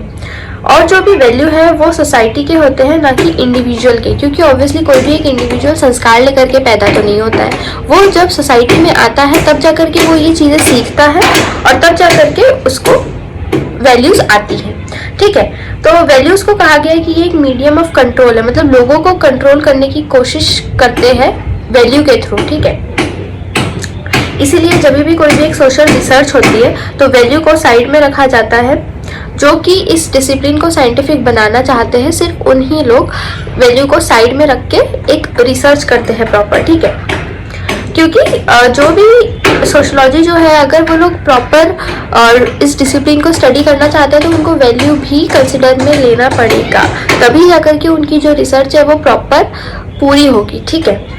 अब कोई भी डिस्टिंक्शन नहीं होता है बिटवीन फैक्ट एंड वैल्यू, मतलब कि फैक्ट जो है मतलब कि अभी हमने देखा कि ये दोनों आपस में मतलब पूरे ही अपोजिट है, मतलब फैक्ट जो है वो यूनिवर्सल है और वैल्यू जो है वो यूनिवर्सल नहीं है, मतलब ये बहुत ज़्यादा अपोजिट चीज़ है। फैक्ट मतलब कि जो कभी नहीं चेंज होने वाला, मतलब वैल्यू तो चेंज होने वाली है ही ऑब्वियसली, तो यहाँ पर फैक्ट और वैल्यू अलग अलग होना चाहिए, डायकोटॉमी होना चाहिए, मतलब कि इनको अलग अलग से पढ़ना चाहिए या साथ में पढ़ना चाहिए, इस पर भी बहुत बड़ा डिबेट है। जो सोशोलॉजिस्ट जो है वो ट्राई करते हैं कि वो वैल्यू के इन्फ्लुएंस को ना पढ़े जब वो अपनी सोशोलॉजिकल रिसर्च कर रहे हैं कुछ सोशोलॉजिस्ट, पर वैल्यू का हमें इन्फ्लुएंस पूरी तरह से हटाना है तो ये बिल्कुल भी पॉसिबल नहीं है, क्योंकि सोशल रिसर्च करते टाइम पे हमें वैल्यू को कंसिडर करना पड़ेगा, उसको साथ में लेके चलना पड़ेगा। जो हार्वर्ड बेकर जो है वो कहते हैं कि अगर सोशोलॉजिस्ट प्रमोट नहीं करेंगे सोशल वैल्यूज को तो जो सोशोलॉजी जो है वो डोमिनेटेड होगा by values of ruling class. ठीक है, ये हार्वर्ड बेकर का मानना है ऐसा। ठीक है, तो इसके साथ में हम देखते हैं नेक्स्ट स्लाइड पे, दैट इज अब हम देखेंगे चैलेंज ऑफ ऑब्जेक्टिविटी। ठीक है, तो ऑब्जेक्टिविटी का मतलब हम देख लेते हैं कि ऑब्जेक्टिविटी जो है ये एक अप्रोच है रिसर्च एंड इन्वेस्टिगेशन में, जिसमें जो इन्वेस्टिगेटर जो चीज़ों को रिसर्च कर रहा है, इन्वेस्टिगेट कर रहा है, वो डिटैच रहता है, अनप्रीजुडिस्ड रहता है, वैल्यू फ्री रहता है एंड फ्री फ्रॉम बायसेस, मतलब कि उसका कोई भी लेना देना नहीं होता है बायस्ड चीज़ों से, मतलब कि लोग क्या सोच रहे हैं, वो क्या सोच रहा है, उसके खुद के ओपिनियन, इन चीज़ों पर वो बिल्कुल भी डिपेंडेंट नहीं होता है। वो सिर्फ फोकस करता है गोल पर कि और रिसर्च पर। बेसिकली वो सारे जो डिस्ट्रैक्शंस है, मतलब कि सोसाइटी के जो भी इंटरप्रिटेशन है या पॉलिटिकल लीडर्स के क्या इंटरप्रिटेशन है, खुद के क्या इंटरप्रिटेशन है, इन सब पे नहीं वो फोकस करता है। ठीक है, जो भी डिस्ट्रैक्शंस है वो अराइज कैसे होते हैं, उनके जो वैल्यू ओरिएंटेशंस जो है ये क्या क्या है, मतलब कि जो डिस्ट्रैक्शंस है वो अराइज होते हैं वैल्यू ओरिएंटेशन से। और वैल्यू ओरिएंटेशंस क्या है वो हम देखते हैं कि caste, gender, culture, class, religion and ideology, मतलब ये सारी चीज़ों की वजह से जो है एक कोई भी रिसर्च में डिस्ट्रैक्शंस क्रिएट हो सकते हैं। तो इन सारी चीज़ों को जो इन्वेस्टिगेटर है उसको अवॉइड करना पड़ता है। ठीक है, अब जो इन्वेस्टिगेशंस जो है वो इंडिपेंडेंट होती है race, colour, creed, occupation, nationality, religion, moral preferences, political predisposition of the investigator, मतलब कि जो इन्वेस्टिगेटर है जो इन्वेस्टिगेट कर रहा है वो खुद के, मतलब उसका क्या रेस है, मतलब कि वो खुद किस कम्युनिटी से बिलोंग कर रहा है, उसका कलर क्या है, उसकी मतलब कास्ट क्या है, उसके खुद का ऑक्यूपेशन क्या है, उसकी नेशनलिटी क्या है, जो भी उसका रिलीजन है, उसके पॉलिटिकल बैकग्राउंड अगर कोई है तो वो क्या है, वो इन हर चीज़ों से ऊपर होकर के किसी भी चीज़ की रिसर्च करता है, इन्वेस्टिगेशन करता है। ठीक है, और यहाँ पे आरबी मतलब रॉबर्ट बियरस्टेड ये क्या कहते हैं, इन्होंने ऑब्जेक्टिविटी की एक डेफिनेशन दी कि ऑब्जेक्टिविटी को इन्होंने डिफाइन करा एज ए कंक्लूजन जो कि अराइव होता है as a result of inquiry and investigation, मतलब कि जो ऑब्जेक्टिविटी जो है ये इंक्वायरी और इन्वेस्टिगेशन जो हम करते हैं वो हर चीज़ों से इंडिपेंडेंट होते हैं, मतलब कि race, colour, creed, occupation, nationality, religion, moral preferences, political disposition of investigator. जो ऊपर डेफिनेशन है रॉबर्ट बियरस्टेड की, you can include this definition in your answers also because it is very proper and perfect definition for objectivity. ठीक है, जो core of positivism, मतलब कि जो साइंस से जो रिलेटेड सोशोलॉजी को बनाने की जो कोशिश कर रहे थे उसका कोर क्या है, और ये जो है ऑब्जेक्टिविटी एक्चुअली वो हेल्प करता है कोर ऑफ पॉजिटिविज्म को, और ये हेल्प करता है सोशल रिसर्च में भी। जो साइंटिफिक इंटरवेंशंस जो है वो इम्प्रूव करते हैं ऑब्जेक्टिविटी को। ऑब्वियसली ऑब्जेक्टिविटी रिलेटेड है साइंटिफिक रिसर्च से, साइंटिफिक रिसर्च रिलेटेड है ऑब्जेक्टिविटी से। ठीक है, जो भी साइंटिफिक इंटरवेंशंस है ये क्या होते हैं, जो double blind in research and use of double blind in research, मतलब कि उसको कुछ नहीं दिख रहा है कि आगे पीछे क्या है उसके। ठीक है, उसको सिर्फ दिख रहा है फैक्ट जो भी और जो रिसर्च के जो रिजल्ट है वही उसे दिख रहे हैं। ठीक है, जो भी साइंटिफिक मेथड्स को हम यूज़ करते हैं ये हमने देखा कि वर्सेटे है, मतलब कि डीप अंडरस्टैंडिंग, किसी भी चीज़ की डीप अंडरस्टैंडिंग के वजह से ही साइंटिफिक मेथड या साइंटिफिक रिसर्च पॉसिबल हो सकती है। ठीक है, जो रिसर्चर है वो अडाप्ट करता है वैल्यू फ्री अप्रोच, एनलार्ज करता है samples, expanding the research in both temporal and special dimension for wider acceptability, मतलब कि साइंटिफिक मेथड या साइंटिफिक रिसर्च अगर करनी है किसी भी रिसर्चर को तो उसको वैल्यूज से ऊपर जा कर के हर चीज़ को समझना पड़ेगा, उसको सैम्पल्स कलेक्ट करने पड़ेंगे और उसके बाद में उसको एक्सपांड करना पड़ेगा रिसर्च। मतलब टेम्पोरल मतलब कि ऑब्वियसली मटेरियल चीज़ों से जो रिलेटेड होता है, एकदम स्पिरिचुअल नहीं होता है वो। ठीक है, और जो स्पेशल डायमेंशंस जो होते हैं फॉर वाइडर एक्सेप्टेबिलिटी, मतलब उसको हर डायमेंशन में चीज़ों को एक्सेप्ट करना पड़ेगा, ठीक है। रिफ्लेक्सिव अब हम देखते हैं कि क्या है। जो सोशोलॉजिस्ट जो है वो खुद का जो वर्क उन्होंने करा है, मतलब कि जो खुद का उन्होंने एक प्रॉपर जो थ्योरी उन्होंने क्रिएट करी है, वो एक आउटसाइडर के पर्सपेक्टिव भी वो ले सकते हैं, मतलब किसी आउटसाइडर को बोल सकते हैं कि वो स्टडी करे उनके वर्क को और फिर वो उन्हें रिव्यू करे, ठीक है। नीड फॉर ऑब्जेक्टिविटी, मतलब कि ऑब्जेक्टिविटी की ज़रूरत क्या है, ठीक है। तो सोशल रिसर्च में ऑब्जेक्टिविटी की सबसे ज़्यादा ज़रूरत होती है, कहीं हो ना हो, ठीक है। तो सबसे पहला तो है यहाँ पर एक मतलब जो बुक है उसमें एक ये डायग्राम दिया हुआ है जिसमें ये 5 स्टेजेस है, जिसमें हमें देखना है कि ऑब्जेक्टिविटी की कहाँ पर ज़रूरत है और कहाँ पर नहीं, ठीक है। तो सबसे पहले हम देखते हैं कि choice of topic and problem definition, ठीक है। तो इसमें क्या होता है कि choice of topic and problem definition made objectively, मतलब कि कोई भी टॉपिक अगर हम चूज कर रहे हैं या हम उसका प्रॉब्लम डिफाइन कर रहे हैं तो वो ऑब्जेक्टिवली ही हमें करना चाहिए, क्योंकि अगर प्रॉब्लम जैसे एग्जांपल में हम देख लेते हैं कि example problem of defining scope of sociology is treated differently by different scholar. There should be value neutrality in the later stages of research. मतलब कि सबसे पहले तो कोई भी इन्वेस्टिगेटर या रिसर्चर को अपना उसमें बायस नहीं लगाना चाहिए, उसको प्रॉब्लम डेफिनेशन और चॉइस ऑफ टॉपिक को ऑब्जेक्टिवली यूज करना चाहिए। तो चलो ये तो प्रूफ हो गया कि जो हमारा फर्स्ट स्टेप है यहाँ पर ऑब्जेक्टिविटी यूज होगी और ये सबको फॉलो भी करना पड़ेगा, ठीक है। अब कलेक्शन ऑफ फैक्ट्स, जब हम फैक्ट्स को कलेक्ट कर रहे हैं यहाँ पर भी हमें ऑब्जेक्टिविटी यूज करनी चाहिए, ऐसा माना गया है साइंस के अकॉर्डिंग, ठीक है। जो collection of facts also depend upon ability of the investigator as well, मतलब कि जब भी कोई इंटरव्यू सपोज कि अगर हो रहा है तो उसमें इंटरव्यूअर और मतलब कि जो इंटरव्यू ले रहा है और जो दे रहा है उसके वैल्यूज बहुत हद तक के बीच में आ सकते हैं और जिसकी वजह से ऑब्जेक्टिविटी यहाँ पर पूरी तरह से गेन नहीं कर सकते हम, ठीक है। तो कलेक्शन ऑफ फैक्ट्स जब हो रहा है तो यहाँ पर ऑब्जेक्टिविटी पूरी तरह से हम नहीं इसको अचीव कर पा रहे हैं, इसलिए यहाँ पर हमने क्रॉस कर दिया, ठीक है। अब जब रिप्रेजेंटेशन और इंटरप्रिटेशन ऑफ फैक्ट्स, हाँ अब ये है कि अगर ये चीज़ अगर साइंस में हो रही है तो यहाँ पर ऑब्जेक्टिविटी पॉसिबल है, पर हम तो पढ़ रहे हैं सोशोलॉजी के अकॉर्डिंग, तो यहाँ पर शायद से जो ऑब्जेक्टिविटी है वो नहीं होगी। अभी हम देख लेते हैं कैसे।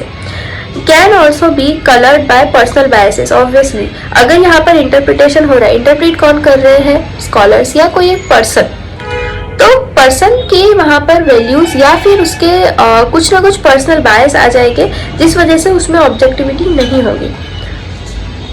जैसे कि अगर कोई एक स्कॉलर के लिए कोई एक चीज़ फंक्शनल है वो ठीक है, तो दूसरे स्कॉलर के लिए वो चीज़ डिसफंक्शनल हो जाएगी। मतलब कि मार्क्स जो कि ऑब्वियसली हमेशा से एक अपोजिट मतलब कम्युनिस्ट रहे हैं, मतलब वो हर चीज़ को अपोज करते हैं, तो उनके अगर हो सकता है कि दुर्खेम के लिए वो अगर चीज़ सही है तो मार्क्स के लिए कभी भी वो चीज़ सही नहीं होती है, ठीक है। ये हम आगे वाले चैप्टर जो कि सोशल थिंकर जो कि 4th चैप्टर है, इसमें बहुत अच्छे से हम देखने वाले हैं हर एक सोशल थिंकर का, ठीक है। तो यहाँ पर हमने बोल दिया कि ऑब्जेक्टिविटी जो है वो नहीं यहाँ पर यूज हो सकती, ठीक है। अब उसके बाद में हम देख लेते हैं कि formulation of theories. Formulation of theories, जब हम कोई मतलब थेरी को हम फॉर्म कर रहे हैं तो यहाँ पर भी ऑब्जेक्टिविटी इतने अच्छे से नहीं गेन की जा सकती, क्योंकि colored by various viewpoint and is always not supported by the facts, क्योंकि जब हम कोई भी थ्योरी अगर फॉर्मुलेट कर रहे हैं तो ये हमेशा फैक्ट्स के मतलब फैक्ट्स के द्वारा सपोर्ट नहीं किया जा सकता। ये साइंस में पॉसिबल है पर सोशोलॉजी में नहीं। एग्जाम्पल के लिए हम देख लेते हैं कि Durkheimian and Marxian theories attempted to explain same phenomenon in different और अपोजिट टर्म्स, ठीक है। तो अभी हमने देखा कि ये जो अभी हमने चैप्टर के स्टार्टिंग में ही देखा था कि अगर कोई चीज़ अगर क्लियर नहीं हो रही है तो टेंशन लेने की ज़रूरत नहीं है, क्योंकि आगे वाले चैप्टर्स में हम इन चीज़ों को प्रॉपर्ली डिफाइन करने वाले हैं और समझने वाले हैं कि वो अपोजिट टर्म्स कैसे हो रही है। तो फिलहाल के लिए हम समझ लेते हैं कि यहाँ पर ऑब्जेक्टिविटी नहीं काम करेगी, ठीक है। पिछले स्लाइड में हम सॉरी ये क्या हो रहा है, तो हम पिछले स्लाइड में एक्चुअली देख लेते हैं कि क्या है चॉइस ऑफ टेस्टिंग टूल्स। ठीक है, कोई भी टूल अगर हमें टेस्ट करने के लिए यूज करना है तो उसकी चॉइस हम कैसे करेंगे। मतलब कि social research can not be done in A confined environment in a laboratory. Obviously sociology में कोई भी एक कन्फाइंड एनवायरनमेंट नहीं होता है एक्सपेरिमेंट करने के लिए। ये साइंस में पॉसिबल है, सोशियोलॉजी में नहीं, इसलिए यहाँ पर ऑब्जेक्टिविटी हम गेन नहीं कर सकते। There is always subjectivity in choice of appropriate testing environment. ठीक है, तो ये तो हमें समझ गया कि कोई भी प्रॉपर एक एनवायरनमेंट नहीं इसमें प्रेजेंट होता है सोशियोलॉजी में, इसलिए यहाँ पर हम ऑब्जेक्टिविटी को नहीं फॉलो कर सकते। ठीक है, तो यहाँ पर भी हम देख लेते हैं कि ऑब्जेक्टिविटी जो है वो नहीं आएगी। अब इसके बाद में हम चलते हैं नेक्स्ट स्लाइड की तरफ।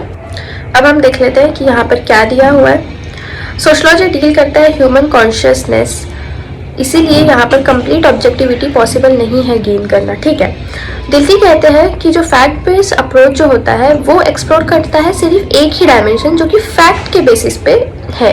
ठीक है, ये इग्नोर करता है कल्चरल एंड आइडियोलॉजिकल डायमेंशन जो एक्चुअली सोसाइटी में प्रेजेंट है। सारे डायमेंशन उन सभी चीज़ों को ये इग्नोर कर देता है। ठीक है, फैक्ट बेस्ड अप्रोच जो होती है वो इंटरप्रेटिविस्ट अप्रोच होती है। इंटरप्रेटिविस्ट क्या होते हैं ये हम आगे देखने वाले हैं। ठीक है, अब उसके बाद में जो पर्टिकुलर सोशल प्रॉब्लम जो है उसको हम अंडरस्टैंड कर सकते हैं एक पर्टिकुलर कल्चरल कंटेक्स्ट के ही फॉर्म में। मतलब कि उसको एक कल्चरल कंटेक्स्ट को यूज करके ही हम उस चीज़ को समझ सकते हैं। अगर उस कंटेक्स्ट को ही अगर हमने इग्नोर कर दिया तो उसकी वजह से फिर हम वो प्रॉब्लम को समझ ही नहीं पाएंगे। मतलब कि अगर कहीं पर पानी आने मतलब कहीं पर एक एरिया है जहाँ पर पानी नहीं आ रहा है लोगों को, ठीक है, तो मतलब वहाँ की नदी या नहर जो है वो सूख गई है। ठीक है, तो वो क्यों नहीं आ रहा है? हो सकता है कि वहाँ का जो आगे की जो डैम है वो बंद है, इस वजह से इस गांव को पानी नहीं मिल पा रहा है। ठीक है, ये एक प्रॉब्लम का जो रीज़न है वो हो सकता है। तो अगर हमने सपोज कि दूसरे गांव का जो कॉन्टेक्स्ट है उसी को अगर हमने छोड़ दिया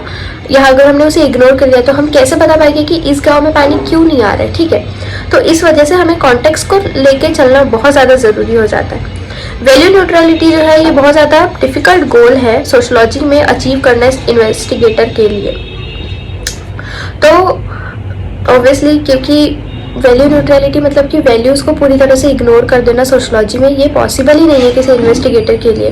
मतलब उसको लेके ही वो आगे बढ़ सकता है, अदरवाइज नहीं। वो साइंटिस्ट नहीं है कि वो साइंस है तो वैल्यूज़ को इग्नोर कर दो, ऐसा पॉसिबल नहीं है। ठीक है, इसीलिए view points and values both are very essential for sociology. ठीक है, अब ऑब्जेक्टिविटी जो है बहुत ज़्यादा डिफिकल्ट है to achieve but should not be ignored and discarded by the investigator. Obviously objectivity tough तो है सोशियोलॉजी में अचीव करना, पर थोड़ा बहुत सोशियोलॉजी में भी जो इन्वेस्टिगेटर है उसको ऑब्जेक्टिविटी को लेके चलना चाहिए। मतलब कि पर्सनल बायस को थोड़ा सा साइड में रख के लोगों का जो स्टडी है उसे अच्छे से करना चाहिए। ठीक है, ऑब्जेक्टिविटी ग्रोन हुई है since the birth of the discipline. मतलब कि सोशियोलॉजी के बर्थ के साथ ही ऑब्जेक्टिविटी भी ग्रो हुई है। अब ऑब्जेक्टिविटी एंड वैल्यू न्यूट्रलिटी दोनों सेम नहीं है। हमने देखा कि ऑब्जेक्टिविटी मतलब कि पर्सनल बायसेस को अलग रख के जो रिसर्च करी जाती है वो, और वैल्यू न्यूट्रलिटी मतलब कि संस्कार को ही पूरी तरह से हटा दो। मतलब ये दो अलग अलग चीज़ें हैं, ये सेम नहीं है। ठीक है, one can accept value and still remain objective in one's approach. ठीक है, तो इसलिए अब ये दोनों चीज़ें अलग अलग है। तो अभी हम देखेंगे major theoretical strengths in research methodology. ठीक है, तो रिसर्च मेथोडोलॉजी जो है ये एक बहुत ही ज़्यादा बड़ी टर्म है जो कि यूज़ होती है एंटायर प्रोसेस ऑफ रिसर्च के लिए। ठीक है, फिर उसके बाद में जो रिसर्च मेथड जो है वो होती है जैसे कि क्वेश्चनर फॉर्म्स जो हम देते हैं, जो सैम्पल्स आते हैं, research design, data assumption, logics, ये सारी जो प्रोसेसेस है ये रिसर्च मेथोडोलॉजी में यूज़ होती है। ठीक है, सबसे पहले अगर हम देखें रिसर्च करने के लिए कौन कौन आए, तो सबसे पहले पॉजिटिविस्ट आए, फिर फंक्शनलिस्ट आए, फिर इंटरप्रेटिविस्ट, फिर क्रिटिकल फेमिनिस्ट, फिर उसके बाद में पोस्ट मॉडर्निस्ट। ठीक है, तो ये क्या है मतलब कि एक मतलब टाइमलाइन के बाद में एक एक धीरे धीरे धीरे जो लोग हैं, जैसे जैसे पीढ़ी आगे बढ़ती गई वैसे वैसे ये अलग अलग लोग आए रिसर्च करने के लिए, ठीक है। जो पहले के जो पॉजिटिविस्ट रिसर्चर जो थे वो फॉलो करते थे क्वांटिटेटिव मेथड्स, ठीक है, डेटा कलेक्ट करते थे, नंबर्स के फॉर्म में उनका चलता था जो भी मतलब इंफॉर्मेशन जो है वो। फिर नॉन पॉजिटिविस्ट जब आए तो उन्होंने क्वालिटेटिव टेक्निक्स को यूज़ करना स्टार्ट करा, मतलब कि उन्होंने वो डेटा कलेक्ट करके वैसे नंबर्स के फॉर्म में मतलब नहीं किया, उन्होंने क्वालिटेटिव मतलब कि डेटा को इंटरप्रेट करा, उसकी क्वालिटी अच्छे से निकाली कि कितने लोग जेन्युइन है कितने लोग नहीं, इस तरीके से उन्होंने स्टार्ट करी अपनी रिसर्च। और अभी जो है नाउडेज जो है हम मिक्स्ड रिसर्च मेथोडोलॉजी यूज है। नया topic that is positivism and it's critic, ठीक है। तो सबसे पहले इसमें दो क्वेश्चंस अराइव हुए कि what should be the subject matter for sociology and what should be the research methodology for sociology, ठीक है। तो अब हम इसमें देखते हैं कि सबसे पहले तो पॉजिटिविस्ट क्या होता है कि जो सोशियोलॉजी को साइंस के बेसिस पे पढ़ने की कोशिश कर रहे थे और उसे साइंस से कनेक्ट करने की कोशिश कर रहे थे, ठीक है, ये थे पॉजिटिविस्ट। तो इसमें कौन कौन आता है, Saint Simon, Comte, Spencer, Durkheim, ये सारे जो लोग हैं ये पॉजिटिविस्ट थे, ठीक है। अब उसके बाद में वो बोलते हैं कि जो सोसाइटी जो है वो एक कुछ फिक्स्ड लॉ से चलती है, इसलिए हम उसको प्रेडिक्ट कर सकते हैं कि आगे भी क्या होगा, ये उनका मानना था, ठीक है। जो भी application of methods and assumption of natural science will be followed by evolution of society, मतलब कि जो भी मेथड्स है जैसे जैसे सोसाइटी इवॉल्व करेगी वैसे वैसे जो मेथड्स और उसको जो अजम्पशन जो वो कर रहे हैं वो भी उसको वो फॉलो करेंगे, ठीक है। अगस्ट कॉम्टे जो थे वो इस पॉजिटिविस्ट अप्रोच के फाउंडर थे।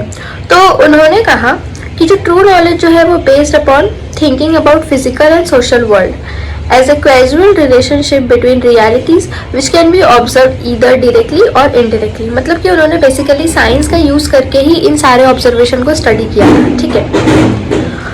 And search for laws of society uses both reason as well as observation, मतलब कि अगर हमें सोसाइटी का सारे अगर लॉ देख रहे हैं तो वो रीजन एंड ऑब्जर्वेशन दोनों को हमें पढ़ना पड़ेगा, ठीक है। अब पॉजिटिविज्म जो है वो एम करता है, मतलब उसका मेन एम क्या है कि वो वर्ल्ड को स्टडी करे as the effect of cause and effect, मतलब कि as a sequence of cause and effect, मतलब ये हुआ इसके वजह से ये होगा, इसके वजह से ये हुआ, मतलब एक ऐसे सीरीज में वो स्टडी करना चाहते थे पर ये इतना ज़्यादा पॉसिबल नहीं हो पाया। सेंट साइमन बोलते हैं कि जो पॉजिटिविज्म जो है वो साइंस ऑफ सोसाइटी में बहुत ज़्यादा डीपली रूटेड है, ठीक है, और जो कि सिमिलर मीनिंग होता है नेचुरल साइंस जैसे, मतलब कि जो सोसाइटी है उसमें जो साइंस है बहुत ज़्यादा डीपली रूटेड है, उसका सिंपली मीनिंग ये है। अब कॉम्टे जो है वो बोलते हैं, ये सारी पॉजिटिविज्म की बात चल रही है इसलिए हम उसी के बारे में अभी पढ़ेंगे, इसके जो अपोजिट का जो व्यू है वो अभी हम नहीं देखेंगे, ठीक है। जो सोशियोलॉजी जो है वो last and most sophisticated of all sciences and it deals with the aspect of humanity and society, मतलब कि जो सोशियोलॉजी जो है वो बहुत ज़्यादा साइंटिफिक मैनर में ह्यूमैनिटी एस्पेक्ट और सोसाइटी के एस्पेक्ट को स्टडी करता है, ठीक है।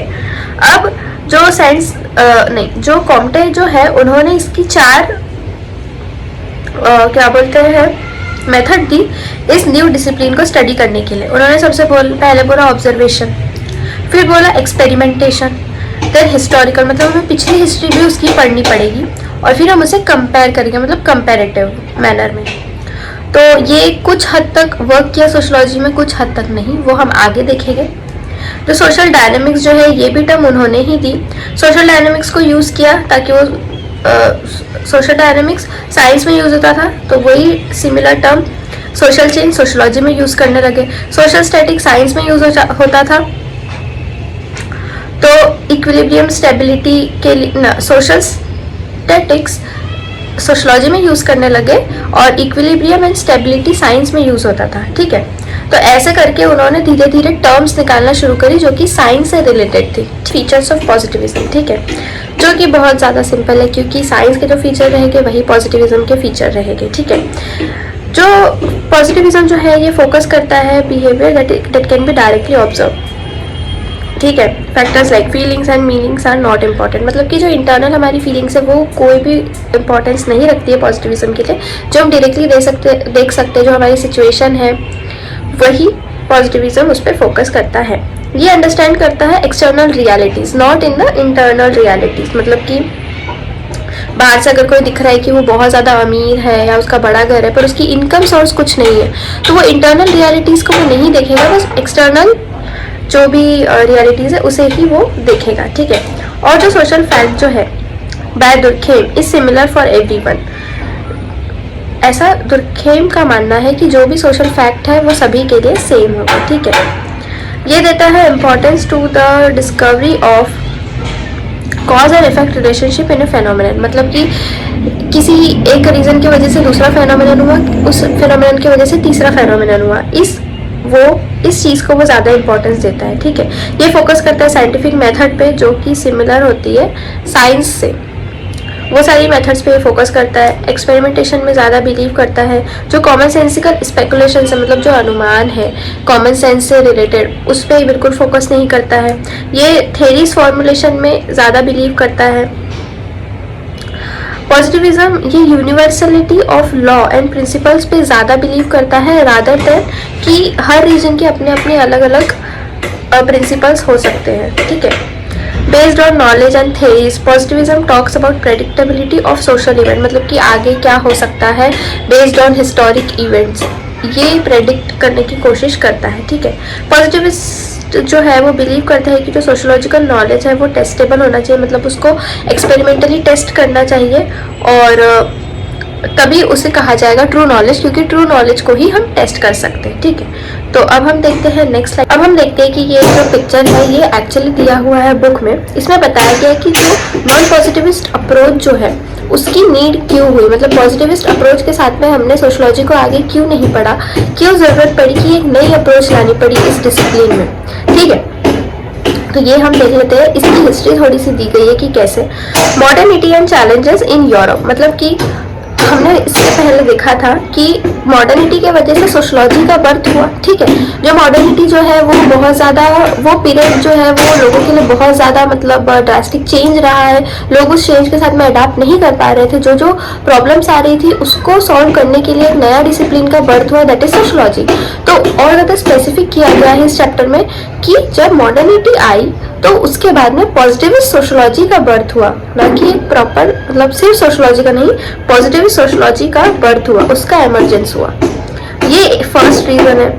सेकंड रीजन ये है कि need for universal principle and predictability. मतलब कि एक नीड फील हुई कि एक यूनिवर्सल प्रिंसिपल होना चाहिए, मतलब कि एक ऐसा प्रिंसिपल जो कि एक्सेप्टेड बाय ऑल है और हम वो प्रेडिक्ट कर सके, वो यूनिवर्सल प्रेडिक्टेबिलिटी होनी चाहिए। मतलब कि अगर वर्ल्ड में हम कहीं पर भी है, जो भी हम उस थ्योरी के बेसिस पे जो भी हम प्रेडिक्ट कर रहे हैं वो सही होना चाहिए, ठीक है, कि ताकि हमें पता चले कि मॉडर्निटी जैसा अगर आगे भी कोई पीरियड आया तो हम उस चेंज के साथ में कैसे अडॉप्ट करें। तो ये एक दूसरा रीज़न रहा पॉजिटिविस्ट सोशोलॉजी का, ठीक है। फिर एक थर्ड रीज़न आता है कि influence of natural science and scientific method. अब नेचुरल साइंस तो ऑब्वियसली उस टाइम पे था ही, तो सोशोलॉजी बहुत ज़्यादा इन्फ्लुएंस था उससे।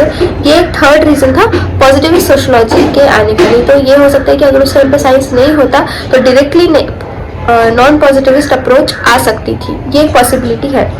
तो ये तीन रीज़न रहे हैं पॉजिटिविस्ट सोशोलॉजी के आने के, ठीक है। तो अब इसमें हम देख लेते हैं कि लिटमस टेस्ट ऑफ साइंस दिया, मतलब कि science positivist sociology obviously science को ही फॉलो करता था, तो ये उसके लिटमस टेस्ट है। हम तो एक एक करके देख लेते हैं कि इंटर सब्जेक्टिव रिलायबिलिटी, मतलब कि ऑब्वियसली एक सब्जेक्ट के अंदर जो रिलायबिलिटी है वो होनी चाहिए मेंटेन। तो ऑब्वियसली साइंस में तो ये हमेशा से मेंटेन रही है, पर सोशोलॉजी में ये मेंटेन रहना पॉसिबल नहीं है, क्योंकि सोशोलॉजी को बाकी फैक्टर्स भी पढ़ने पड़ते थे। सिर्फ वो अकेला सोशोलॉजी के हेल्प से वो डिसिप्लिन को नहीं चला सकता था, ठीक है। क्योंकि हमने पहले चैप्टर में देखा था कि सोशोलॉजी जो है वो फिलोसॉफी से भी मतलब रिलेटेड है, साइकोलॉजी से भी रिलेटेड है, हिस्ट्री से भी रिलेटेड है, सोशल साइंस से भी रिलेटेड है। वो हर सब्जेक्ट को उसको स्टडी करना पड़ेगा, सिर्फ वो एक सब्जेक्ट को लेकर के नहीं बैठ सकता। जैसे कि साइंस सिर्फ खुद ही मतलब एक ही सब्जेक्ट में वो सफिशिएंट है, वो रिलायबल है, ठीक है। ऑब्जेक्टिविटी, ये हमने देख लिया कि सोशोलॉजी में ऑब्जेक्टिविटी को फॉलो करना बहुत ज़्यादा डिफिकल्ट है, ये सिर्फ साइंस में ही पॉसिबल है। क्वांटिफिएबिलिटी, मतलब क्वांटिटी के बेसिस पे जो भी रिजल्ट्स आए उसको एक्सेप्ट करना। साइंस में पॉसिबल है, सोशोलॉजी में नहीं पॉसिबल हो रहे थे, ठीक है।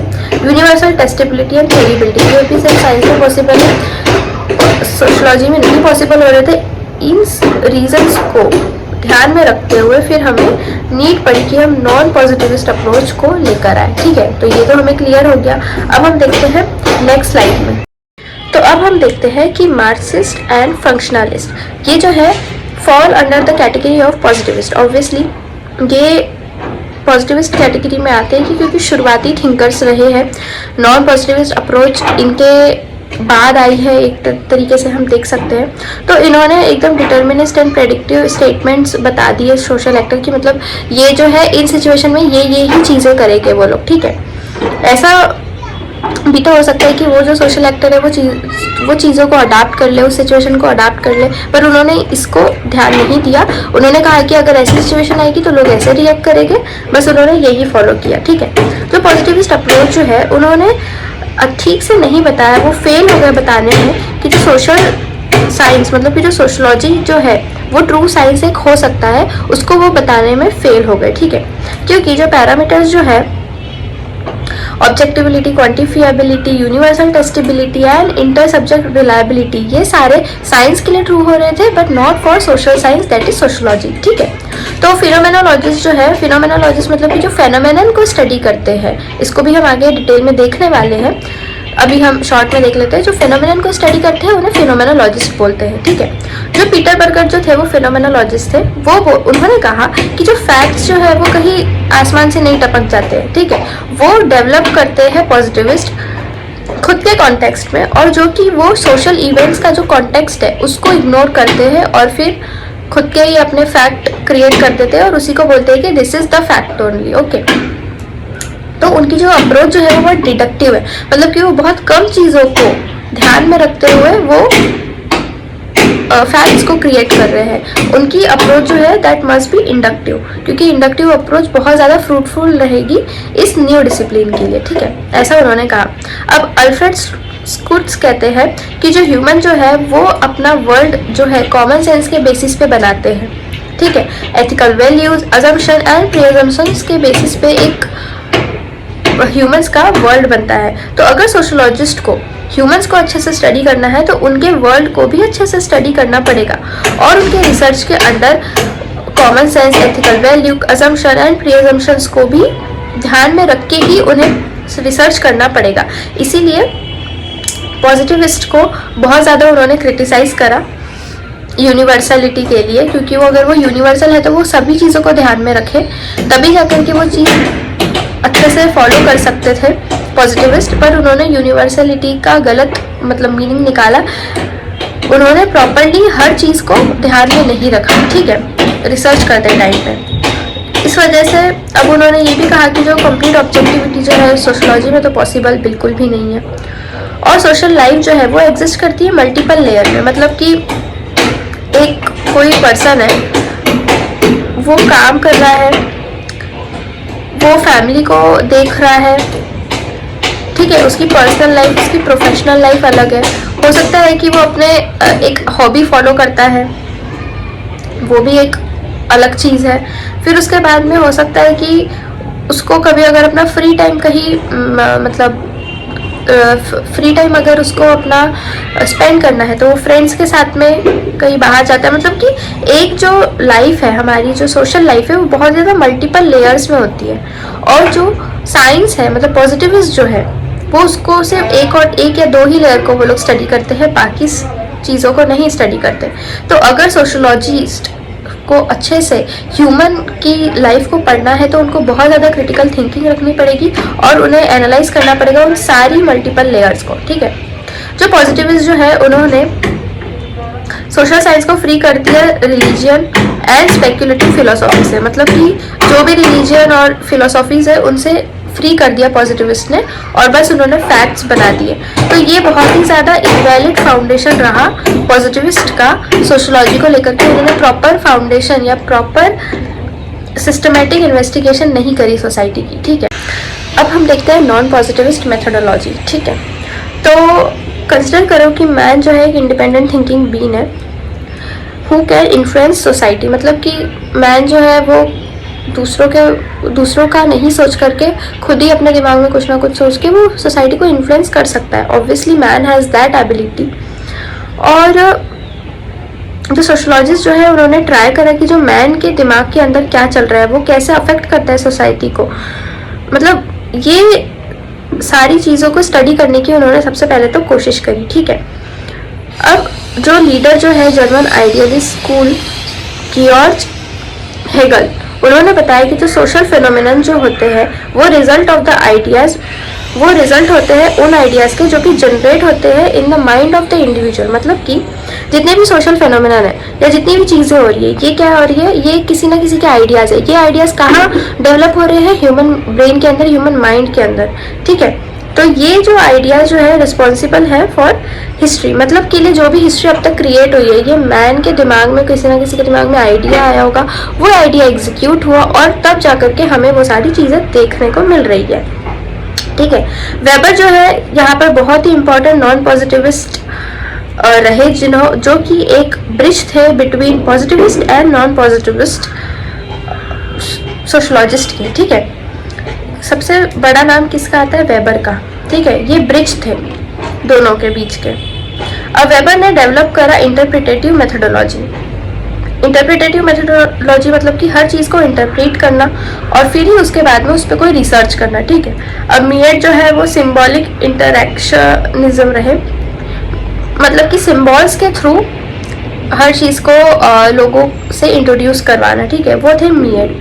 अब इस यहाँ पर सिर्फ ये बताया गया कि कौन कहाँ से था, किसने क्या किया, उनके वर्क थोड़े बहुत बस. ठीक है. नॉन पॉजिटिविस्ट क्या इंक्लूड करते हैं? मतलब नॉन पॉजिटिविस्ट के कैटेगरी के अंदर कौन कौन आता है? Symbolic interactionism, ideal types and verstehen, जो कि वेबर सबसे ज़्यादा जिस चीज़ को स्टडी करते हैं. ठीक है. आइडियल टाइप एंड वर्सेटाइन को. ठीक है. फिनोमेनोलॉजी जो थे, हमने पहले ही कहा कि जो अल्फ्रेड स्कूल्स जो थे वो फिनोमेनोलॉजिस्ट थे, जो कि फिनोमेनन को स्टडी करते हैं प्रॉपर. फिर उसके बाद में आता है एथनोमेथोडोलॉजी, जो कि हेरोल्ड गारफिंकल थे. ठीक है. जो नॉन पॉजिटिविस्ट जो है वो स्टडी करते हैं इंटरनल प्रोसेस को, मतलब कि emotions, motives, aspirations and individual interpretation of social reality. मतलब कि इंडिविजुअल सोसाइटी को कैसे इंटरप्रेट करता है, इसके बारे में वो स्टडी करते हैं. ठीक है. जो नॉन पॉजिटिविस्ट जो है वो यूज़ करते हैं qualitative method and not the scientific method. वो क्वालिटेटिव मेथड्स को ज़्यादा यूज़ करने की कोशिश करते हैं. जो नॉन पॉजिटिविस्ट जो है लाइक वेबर एंड मीएट, ये एम्फेसाइज करते हैं अपॉन यूजिंग साइंटिफिक मेथड. ठीक है. But later non positivist like Alfred Schutz and Garfinkel rejected their method. मतलब कि जो शुरुआत में जो नॉन पॉजिटिविस्ट जो है वो भी थोड़े थोड़े साइंटिफिक इन्फ्लुएंस्ड थे, मतलब कि साइंस से ही थोड़ा बहुत इन्फ्लुएंस थे वेबर एंड मीएट. पर बाद में अल्फ्रेड स्कूल्स एंड गारफिंकल ने प्रॉपरली उनको रिजेक्ट कर दिया. ठीक है. तो अब हम देखते हैं नेक्स्ट स्लाइड में. अब हम देखते हैं कि जो नॉन पॉजिटिविस्ट जो है वो सजेस्ट करते हैं कि जो अंडरस्टैंडिंग ऑफ सोशल रियलिटी, उसको वो ज़्यादा फोकस करते हैं कि वो एक सोशल रियलिटी को समझ सके, ना कि प्रेडिक्शन ऑफ इवेंट्स. मतलब कि आगे क्या होने वाला है उसको छोड़ के जो अभी प्रेजेंट में चल रहा है उसको नॉन पॉजिटिविस्ट ज़्यादा स्टडी करते थे. ठीक है. ये जो है मतलब कि formulation of generalised universal theories को ये लोग पूरी तरह से रिजेक्ट करते थे कि कोई यूनिवर्सल थेरीज ये लोग नहीं बनाते थे. ये लोग स्ट्रेस कर, और वेबर और मीएट ने ट्राई करा कि वो कॉज एंड इफेक्ट रिलेशनशिप के ऊपर थोड़ा सा वर्क करे, पर स्कूट्स मतलब अल्फ्रेड स्कूट्स ने उसको भी पूरी तरह से रिजेक्ट कर दिया, उसे पूरी तरह से एलिमिनेट कर दिया. ठीक है. जो नॉन पॉजिटिविस्ट जो है वो हाईलाइट करते हैं इम्पॉसिबिलिटी ऑफ टोटल ऑब्जेक्टिविटी. मतलब कि जो ऑब्जेक्टिविटी जो है वो पूरी तरह से मतलब काम की ही नहीं है एक टाइप से देखा जाए तो सोशोलॉजी में. ये नॉन पॉजिटिविस्ट ने दावा किया और इसलिए उन्होंने एक सब्जेक्टिव रिसर्च स्टार्ट करी, नई रिसर्च फिर से, ताकि सोशोलॉजी को अब ऑब्जेक्टिविटी से नहीं सब्जेक्टिविटी से पढ़ा जाए. ठीक है. तो ये टेबल दिया हुआ है, यहाँ पर एक डिफरेंस है कि पॉजिटिविस्ट और नॉन पॉजिटिविस्ट का क्या डिफरेंस रहा है. अगर क्वेश्चन आता है तो this difference you can add in your answer also. Positivist जो है ये अडॉप्ट करते हैं स्ट्रक्चरल अप्रोच. ठीक है. जबकि जो एक प्रॉपर स्ट्रक्चर होगा, मतलब कॉज एंड इफेक्ट इसके वजह से ये हुआ, इसके वजह से ये हुआ, ऐसा एक प्रॉपर स्ट्रक्चर ये लोग फॉलो करते हैं या एक प्रॉपर एक्सपेरिमेंट फॉलो करते हैं। नॉन पॉजिटिविस्ट ऐसा नहीं करते, ये लोग इंटरेक्शनल अप्रोच को फॉलो करते हैं, ठीक है, ताकि इंटरेक्शन हो। ये लोग मैक्रो पर्सपेक्टिव होते हैं, ये लोग माइक्रो पर्सपेक्टिव होते हैं। नॉन पॉजिटिविस्ट जो है हर एक चीज, मतलब वो कहा था कि जो मल्टी लेयर में जो पढ़ना चाहिए सोशल लाइफ को, वो नॉन पॉजिटिविस्ट का काम है, इसलिए इनको माइक्रो पर्सपेक्टिव कहा गया है, ठीक है। पॉजिटिविस्ट जो है normative approach and non positivist individual centric approach, मतलब एक इंडिविजुअल क्या सोचता है अपने लाइफ को लेकर के या सोसाइटी को लेकर के, वो ये लोग स्टडी करते हैं। और ये लोग बस नॉर्मेटिव अप्रोच की मतलब एक जनरल अप्रोच जो है वो ये लोग फॉलो करते हैं, ठीक है। ये लोग नोमोथेटिक व्यू ऑफ थिंग्स रखते हैं, मतलब कि बहुत ज़्यादा साइंटिफिक और एक्सपेरिमेंट वे में ये लोग स्टडी करते हैं। ये लोग आइडियोग्राफिक व्यू, मतलब कि एक जनरल टॉपिक ऑफ डिस्कशन से जो भी कंक्लूजन होता है उसको ये लोग फॉलो करते हैं, नॉन पॉजिटिविस्ट, ठीक है। पॉजिटिविस्ट में आ जाते हैं, ये प्रेफर करते हैं क्वांटिटेटिव टूल्स फॉर रिसर्च, जैसे कि सबसे मेन इसमें होता है क्वांटिटेटिव टूल्स के लिए, मतलब जो डेटा है ये लोग कलेक्ट करते हैं नंबर्स के फॉर्म में, और ये लोग क्वालिटेटिव अप्रोच, ठीक है। यहाँ पर ऐसा नहीं है कि एक प्रॉपरली बस डेटा कलेक्ट कर लिया, नंबर्स कलेक्ट कर लिया और फिर उससे रिजल्ट दे दिया, ऐसा नहीं। क्वालिटेटिवली पूरा उस चीज़ को स्टडी की जाती है, ठीक है। ये लोग प्रोवाइड करते हैं casual explanation and generalise conclusion, obviously like science. Non positivist describe करते हैं प्रॉपरली एक फेनोमेनन को, मतलब कि कैसे वो चीज़ हुई, लोग उस पर क्या सोचते हैं, उनके उस पर क्या थॉट्स है, सब कुछ। पॉजिटिविस्ट देखते हैं कि ये लोग यूज़ करते हैं टेक्निक्स लाइक सर्वे, क्वेश्चनर, जो कि स्टैटिस्टिकल ओरिएंटेशन है, मतलब इन्हीं चीज़ों को यूज़ करके वो लोग क्वांटिटेटिव डेटा को कलेक्ट करते हैं, ठीक है। और ये लोग नॉन पॉजिटिविस्ट जो है ये पार्टिसिपेंट ऑब्जर्वेशन या फिर अनस्ट्रक्चर्ड इंटरव्यूज रखते हैं ताकि ये लोग क्वालिटेटिव डेटा कलेक्ट कर सकें, ठीक है। तो ये था एक डिफरेंस। अब इसके साथ में हम देखते हैं नेक्स्ट स्लाइड पे। अब हम देखते हैं कि इंटरप्रेटिविस्ट सोशियोलॉजी, ठीक है। इंटरप्रेटिविस्ट सोशियोलॉजी जो है बहुत सारी स्ट्रीम्स इंक्लूड करता है। पहला है फेनोमेनोलॉजी, जो कि फेनोमेनन को स्टडी करता है। एथनोमेथोडोलॉजी, इसको हम आगे देखते हैं। सिंबॉलिक इंटरेक्शनिज्म, मतलब कि वही कि जो सिंबल्स के साथ में जो इंटरेक्ट करते हैं वो। और ये सारी जो चीज़ें जो है ये मैक्स वेबर ने अपनी book method of social science, इसमें उन्होंने इस चीज़ का जिक्र किया है, ठीक है। वेबर ने ऑल्सो ये भी बताया कि जो आइडियलिस्ट जो है, वेबर जो है वो आइडियलिस्ट से बहुत ज़्यादा इन्फ्लुएंस है, मतलब कि जो इंडिविजुअल जो है जिनमें वॉलंटरी विल होता है, ऑब्वियसली हर इंडिविजुअल के पास में वॉलंटरी विल है, वो जो चाहे वो सोच सकते हैं। और उनके जो थॉट्स है उनको हम सिर्फ सिंपली इससे नहीं समझ सकते कि एक्सटर्नल इन्फ्लुएंस उन पर क्या है, उसके लिए हमें उनके साथ में बहुत अच्छी तरीके से इंटरेक्ट करना पड़ेगा, तभी हमें पता चलेगा कि वो लोग क्या सोच रहे हैं, उनके दिमाग में क्या चल रहा है, ठीक है। ये जो मेथड जो है जो कि यूज बाय वेबर, वो कौन सी है, वर्सेटाइल, मतलब कि हर चीज़ की बहुत डीप अंडरस्टैंडिंग रखना। आइडियल टाइप्स, मतलब कि हर चीज़ को अच्छे से समझना और उसके बाद में ही उसका एक कंक्लूजन निकालना। और एक कंपैरेटिव मेथड, मतलब ये तीनों मेथड वेबर कहते हैं फिनोमेनोलॉजी, ठीक है। फिनोमेनोलॉजी क्या है, अल्टरनेटिव टू पॉजिटिविज्म, मतलब पॉजिटिविज्म से तो ये अलग है। ये स्टडी ऑफ फेनोमेनन जो होता है सोसाइटी में, उसी को हम बोलते हैं फिनोमेनोलॉजी, ठीक है। अल्फ्रेड स्कुर्ट्स एक फेनोमेनोलॉजिस्ट थे, ये हमने पढ़े हैं अभी थोड़ी देर पहले ही, ठीक है। ये स्टडी करता है बहुत सारे एक्सपीरियंसेस जो कि रेंज करते हैं from perception, thought, emotion, social activity and linguistic activity. ये सारी चीज़ों को ये स्टडी करता है, ठीक है, क्योंकि ये एक फेनोमेनन है अगर देखा जाए तो। मैन जो है उसके पास में कॉन्शियसनेस होता है, इसलिए वो चीज़ों को सोच सकता है। मटेरियल थिंग के पास में नहीं होता, इसलिए वो ऑब्वियसली नहीं सोच सकते, ठीक है। इसीलिए जो method of natural science can not be applied on social sciences, ठीक है। अब साइंस में होते हैं मटेरियल थिंग्स, पर सोशोलॉजी में होते हैं मैन, जिनके पास में होता है कॉन्शियसनेस। जो उनके पास में कॉन्शियसनेस होता है वो सोच सकते हैं, इस वजह से जो साइंस की जो मेथड्स है वो इधर अप्लाई नहीं हो सकती। हमारी जो लाइफ है और एवरीडे जो वर्ल्ड है ये एक इंटर सब्जेक्टिव वर्ल्ड है, मतलब कि पीपल जो है क्रिएट करते हैं social reality and are constrained by some pre existing social reality.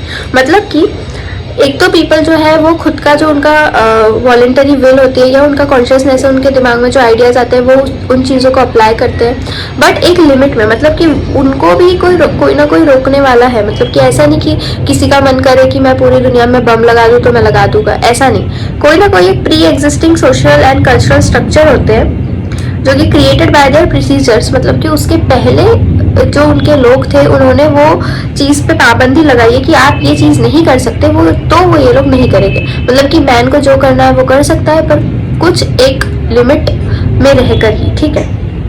तो इसको बोलते हैं, ये फोकस करते हैं upon dialectical relationship between the way people construct social reality and stubborn external social and cultural reality. मतलब कि जो मैन जो है खुद की एक सोशल रियलिटी बनाता है और एक एक्सटर्नल फैक्टर जो उस पर अफेक्ट करता है उसको भी ध्यान में रखते हुए उसको एक नया वर्ल्ड क्रिएट करना है, ठीक है। मतलब कि एटम बॉम्ब तो पहले तो एटम बॉम्ब तो बना ही होगा, ठीक है। अब जिसने भी उसको बनाया होगा उसका पता है कि अगर ये एटम बॉम्ब जो है ये इतने एरिया को तबाह कर सकता है, पर ऐसा नहीं कि अब सभी यूज करना शुरू कर देंगे, चलो हम भी दिवाली में एटम बॉम्ब फोड़ते, ऐसा नहीं है, ठीक है। उसकी भी एक लिमिटेशंस है कि मतलब आप इस चीज को एक लिमिट में ही कर सकते हैं। भले ये टेक्नोलॉजी है, ये बहुत अच्छी चीज है, हो सकता है कि जब वर्ल्ड वार हो तो आप दूसरे देश को उड़ाने के लिए ये यूज कर सकते हैं, पर आप अपनी डे टू डे लाइफ में इसे यूज नहीं कर सकते। तो वही उन्होंने कहा है कि वो फोकस करते हैं उस रिलेशनशिप में कि जो मैन जो है कंस्ट्रक्ट करते हैं एक सोशल रियलिटी, और जो external social and cultural reality जो है उसको ध्यान में रखते हुए वो लोग अपना आगे सोशल वर्ल्ड अपना सोशल वर्ल्ड लीड करते हैं, ठीक है। ये एक प्रैक्टिस है rather than a symbol of thought. मतलब ये ऑब्वियसली जो मैन है वो डे टू डे प्रैक्टिस में जो भी चीज़ें कर रहा है वही फेनोमेनोलॉजिस्ट स्टडी करते हैं। There is no reality beyond the subjective reality of individual. मतलब इंडिविजुअल रियलिटी के ऊपर और कोई रियलिटी नहीं है। तो अब हम देखते हैं नेक्स्ट स्लाइड पे। अब हम देखते हैं सिंबॉलिक इंटरेक्शनिज्म। सिंबॉलिक इंटरेक्शनिज्म मतलब कि ऑब्वियसली जो जेस्चर या जो पिक्चर के थ्रू जो हमारी बातें होती है, लैंग्वेज के जो थ्रू बातें होती है, इनको बोला गया सिंबॉलिक इंटरेक्शनिज्म, ठीक है। ये जो है रिजेक्ट करता है दोनों, मतलब सोशल एंड बायोलॉजिकल जो डिटर्मिनेशन जो है इन दोनों चीज़ों को ये रिजेक्ट करता है। जो सिंबॉलिक इंटरेक्शनिज्म जो है ये बताता है कि जो मैन जो है खुद क्रिएट करता है सोशल रियलिटी, ठीक है, और by meaning created through interaction. मतलब कि एक इंटरेक्शन होता है उसकी वजह से एक सोशल रियलिटी क्रिएट होती है, ठीक है। तो जो ह्यूमन इंटरेक्शन जो है वो बहुत ज़्यादा इम्पॉर्टेंट है, जैसे सिंबल एंड लैंग्वेज बहुत ज़्यादा इंपॉर्टेंट है सोशल रियलिटी को क्रिएट करने के लिए, ह्यूमन इंटरेक्शन को क्रिएट करने के लिए और एक दूसरे को मीनिंग समझने के लिए, ठीक है। जो मिएट जो है वो बोलते हैं कि जो ह्यूमन बिहेवियर जो है वो गवर्न होता है बाय इंटरनल प्रोसेसेस, जिसके थ्रू जो पीपल जो है इंटरेक्ट करते हैं पूरे वर्ल्ड के साथ में जो उनके अराउंड है और एक प्रॉपर मीनिंग देते हैं अपने लाइफ्स को। ये स्ट्रेस करता है on social phenomenon turn by symbols like language.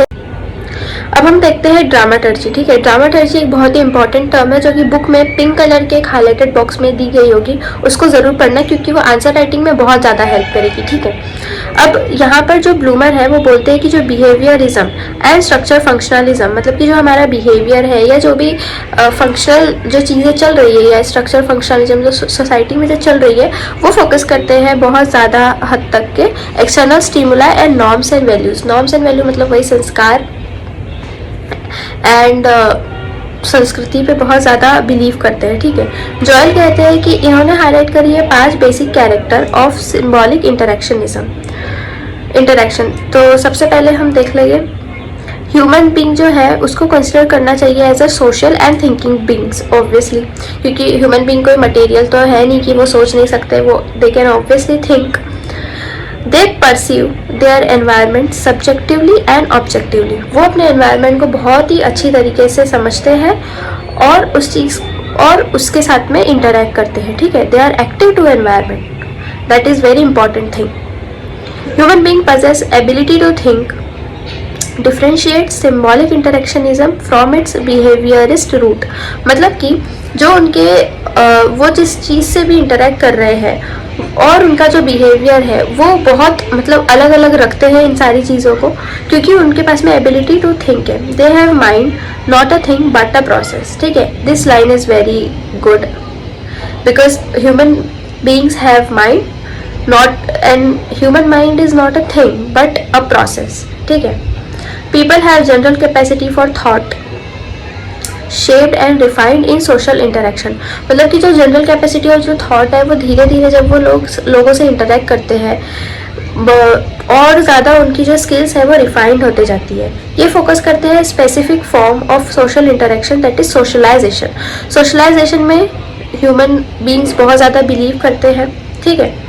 Thinking ability जो है वो डेवलप हो जाती है चाइल्डहुड में ही, और वो धीरे धीरे जैसे जैसे वो अडल्ट होते हैं और जैसे जैसे वो इंटरेक्ट करते हैं लोगों के साथ में, सोसाइटी के साथ में, तो वो और ज़्यादा थिंकिंग ब्रेन और ज़्यादा वो रिफाइन होते जाता है, ठीक है। सोशलाइजेशन मतलब क्या है? सिंपली कि जो पीपल जो है लर्न करते हैं things they need to survive. मतलब एक दूसरे के साथ में रहना कैसे है, एक दूसरे के साथ में इंटरेक्ट करके ये चीज़ों को वो लोग सीखते हैं, उसी को सोशलाइजेशन कहा गया है, ठीक है। डेवलप करते हैं ability to think. Actor shapes and adapts the information of his or her needs. मतलब कि उनको जो ज़रूरत है उस हिसाब से वो उन क्वालिटीज़, उन इंफॉर्मेशन को अडाप्ट करते हैं और शेप करते हैं, ठीक है। जो इंटरेक्शन जो है ये एक प्रोसेस है जिसमें ability to think is both develop and express. मतलब कि जब किसी के साथ में वो इंटरेक्ट करते हैं तो वो सोचते भी है and at the same time वो एक्सप्रेस भी करते हैं, ये होता है इंटरेक्शन, ठीक है। लैंग्वेज जो है एक वास्ट सिस्टम ऑफ सिंबल है। सिंबॉलिक इंटरेक्शनिज्म का सबसे important thing that is language, ठीक है। तो लैंग्वेज जो है वो वास्ट सिस्टम ऑफ सिंबल है। Words are symbol stands for thing. मतलब वर्ड्स जो है ये एक सिंबल है जो कि कोई चीज़ के लिए स्टैंड करते हैं, ये तो हमें पता ही है। सिंबल्स जो है allow people to act. Symbols के मतलब gesture and symbols helps people to act, ठीक है। अब हम देखते हैं नेक्स्ट स्लाइड पे, that is function of symbols. अब हम देख लेते हैं फंक्शन ऑफ सिंबल्स, ठीक है। Function of symbols, actually symbols का फंक्शन क्या है हमारे डे टू डे लाइफ में, इस वर्ल्ड में, उसका हम एक बार इम्पोर्टेंस देख लेते हैं, ठीक है। तो सबसे पहला फंक्शन है सिंबल्स का कि ये इनेबल करता है ताकि हम डील कर सके मटेरियल के साथ में और उस मटेरियल को हम एक प्रॉपर नेम दे सके, उसकी एक कैटेगरी हम उसे दे सके और उसे हम याद रख सके, ठीक है। अगर हम किसी भी एक मटेरियल को अगर हम उसका नाम दे देते हैं, ठीक है, उसको एक हम एक कैटेगराइज कर देते हैं कैटेगरी में, जैसे कि फ्रूट है कोई एक, अगर जैसे एप्पल है, एप्पल सिर्फ अगर हम देखने से याद रख पाए, मतलब किसी और को अगर हमें एड्रेस करने की ये हमने एप्पल लेकर आया, ठीक है, तो हम अगर वो एप्पल नाम ही नहीं होता, अगर उसका कोई नेम ही नहीं होता, तो हम उसे कैसे किसी और को बता सकते थे, ठीक है। हमने उसको कैटेगराइज कर दिया, कैटेगरी में डाल दिया कि ये एक फ्रूट है, ठीक है, और इसकी हेल्प से हम उस ऑब्जेक्ट को याद रख सकते हैं, उस एप्पल ऑब्जेक्ट को हम याद रख सकते हैं, ठीक है। फिर उसके बाद में जो सिंबल है वो एबिलिटी को इंक्रीज करता है ताकि हम देख सके एनवायरनमेंट को, परसीव करने की जो एबिलिटी है हमारी एनवायरनमेंट की, उसे वो बढ़ाता है, ठीक है। फिर उसके बाद में ये इम्प्रूव करता है ability to think, specially language helps. मतलब कि हमारी एबिलिटी टू थिंक, सोचने की हमारी शक्ति को बढ़ाता है जब स्पेशली लैंग्वेज की जब बात आती है तब, और लैंग्वेज भी बहुत ज़्यादा हेल्प करती है थिंकिंग करने में, ठीक है। ये हमारी बहुत सारी प्रॉब्लम के सॉल्यूशन निकालने में भी हेल्प करता है फंक्शंस, सिंबल्स। नेक्स्ट है transcend time, space and even their own personals. मतलब कि ट्रांसकेंड मतलब क्या होता है कि किसी भी एक लिमिट से ऊपर जाना, ठीक है, किसी की भी एक अपर लिमिट होती है उसको क्रॉस करना, ठीक है। तो हम टाइम स्पेस को क्रॉस करके इवन हमारी खुद के जो पर्सोनाज है, हमारी जो खुद की पर्सनालिटी है, उसके ऊपर जाकर के, उसके बियॉन्ड जाकर के हम कुछ सोच सकते हैं। सिंबल्स हमें हेल्प करते हैं, ठीक है। फिर उसके बाद में ये जो मेटाफिजिकल रियलिटी जो है, मेटाफिजिकल वर्ल्ड जैसे कि हेवन या हेल, इन सारी चीज़ों को सोचने में भी सिंबल्स हमारी बहुत ज़्यादा हेल्प करते हैं, ठीक है। फिर उसके बाद में आते हैं जो बेसिक प्रिंसिपल जो है सिंबॉलिक इंटरेक्शनिज्म। सिंबॉलिक इंटरेक्शनिज्म का मीनिंग अगर हम देखें तो नाम से ही पता चल रहा है कि सिंबल है जिनकी हेल्प से हम इंटरेक्ट कर रहे हैं, ठीक है, एक दूसरे के साथ में। तो इसके हम बेसिक प्रिंसिपल्स देख लेते हैं। सबसे पहला ये है कि human beings have capacity of thought. सबसे पहले तो हमें पता है कि ह्यूमन बींग के पास में एक ह्यूमन कॉन्शियस ब्रेन होता है जिसमें उनके पास कैपेसिटी ऑफ थॉट होती है, ठीक है। तो थॉट्स जो है वो सोशल इंटरेक्शन की हेल्प से शेप होते हैं, ना कि कोई एक्सटर्नल फोर्स। मतलब हम किसी के ऊपर अगर एक्सटर्नल फोर्स डाल रहे हैं, दबाव डाल रहे हैं, तो हम उनके थॉट्स जो है वो शेप नहीं लेंगे। जब वो खुद जाकर के सोशली इंटरेक्ट करेंगे लोगों के साथ में, तब जाकर के उनके जो सोशल थॉट्स है वो इवॉल्व होंगे और वो शेप लेंगे प्रॉपर, ठीक है। फंक्शनलिस्ट जो है और मार्क्सिस्ट जो है ये फोकस करते हैं सोसाइटी पे, और ये फोकस करते हैं इंटरेक्शनिस्ट में ऑन स्मॉल स्केल इंटरेक्शन। मतलब कि फंक्शनलिस्ट मतलब क्या होता है, किसी फंक्शन को स्टडी करने वाले, ठीक है। तो ये क्या स्टडी करते हैं कि सोसाइटी में कुछ ग्रुप ऑफ पीपल है, उनके बीच में जो इंटरेक्शन है, जो स्मॉल सर्कल ऑफ इंटरेक्शन है, उसको वो स्टडी करते हैं, ठीक है, सोसाइटी में। तो ये उसमें बताया गया है। फिर आता है कि जो लोग जो है वो समझते हैं meaning and symbol that allow them to exercise distinctively human capacity of thought. मतलब कि अगर कोई एक पर्सन के पास में सिंबल इंटरेक्शनिज्म अगर उसे आता है, उसे सोशली इंटरेक्ट करना आता है, तो वो ऑब्वियसली वो बिहेव करेगा बाकी ह्यूमन बीइंग से डिफरेंट, ठीक है। और वो खुद की एक उसके पास में एक एबिलिटी होगी ताकि वो चीज़ों को समझ पाए, चीज़ों को इंटरप्रेट कर पाए, उसका एक प्रॉपर मीनिंग निकाल पाए और फिर अपने व्यू सबके सामने रख पाए।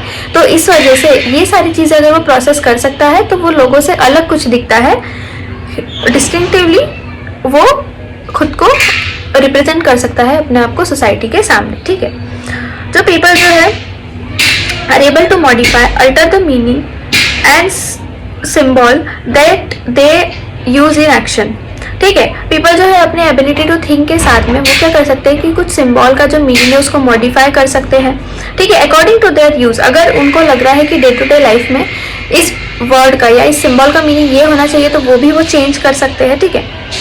और इंटरप्रेट कर सकते हैं कोई भी सिचुएशन को on the basis of interaction के बेसिस पे कोई भी एक सिचुएशन को वो लोग इंटरप्रेट कर सकते हैं, ठीक है।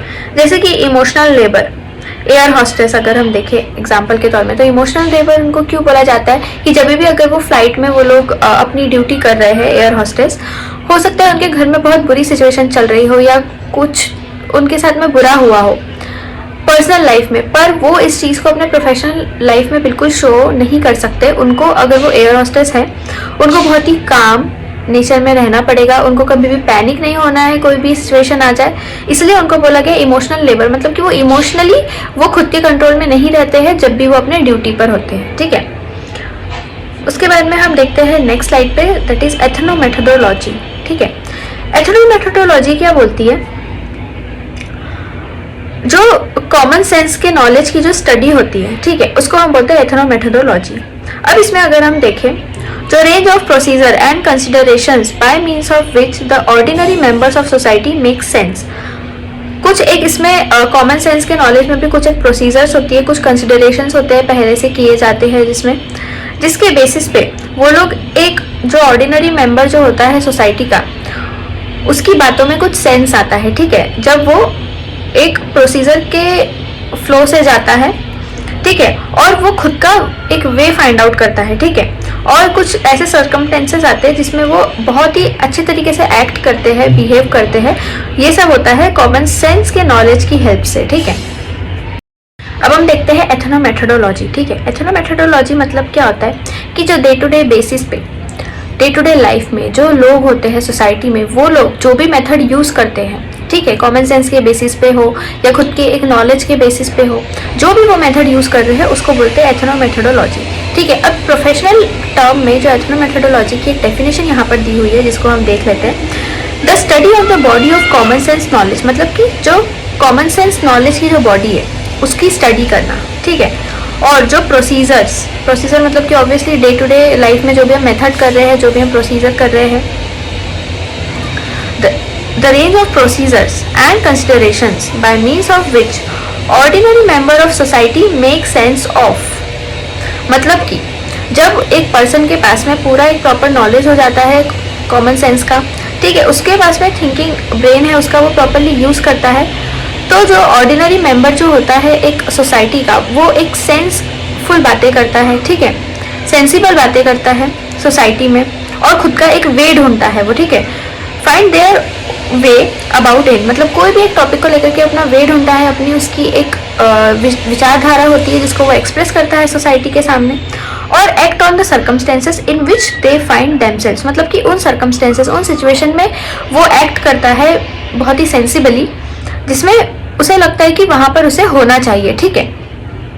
तो ये होता है मीनिंग एथनोमेथोडोलॉजी का। अब दो सेंट्रल आइडियाज है एथनोमेथोडोलॉजी के जो हम देख लेते हैं। पहला है इंडेक्सिकलिबिलिटी, दूसरा है रिफ्लेक्सिविटी, ठीक है। तो इंडेक्सिकलिटी में क्या होता है,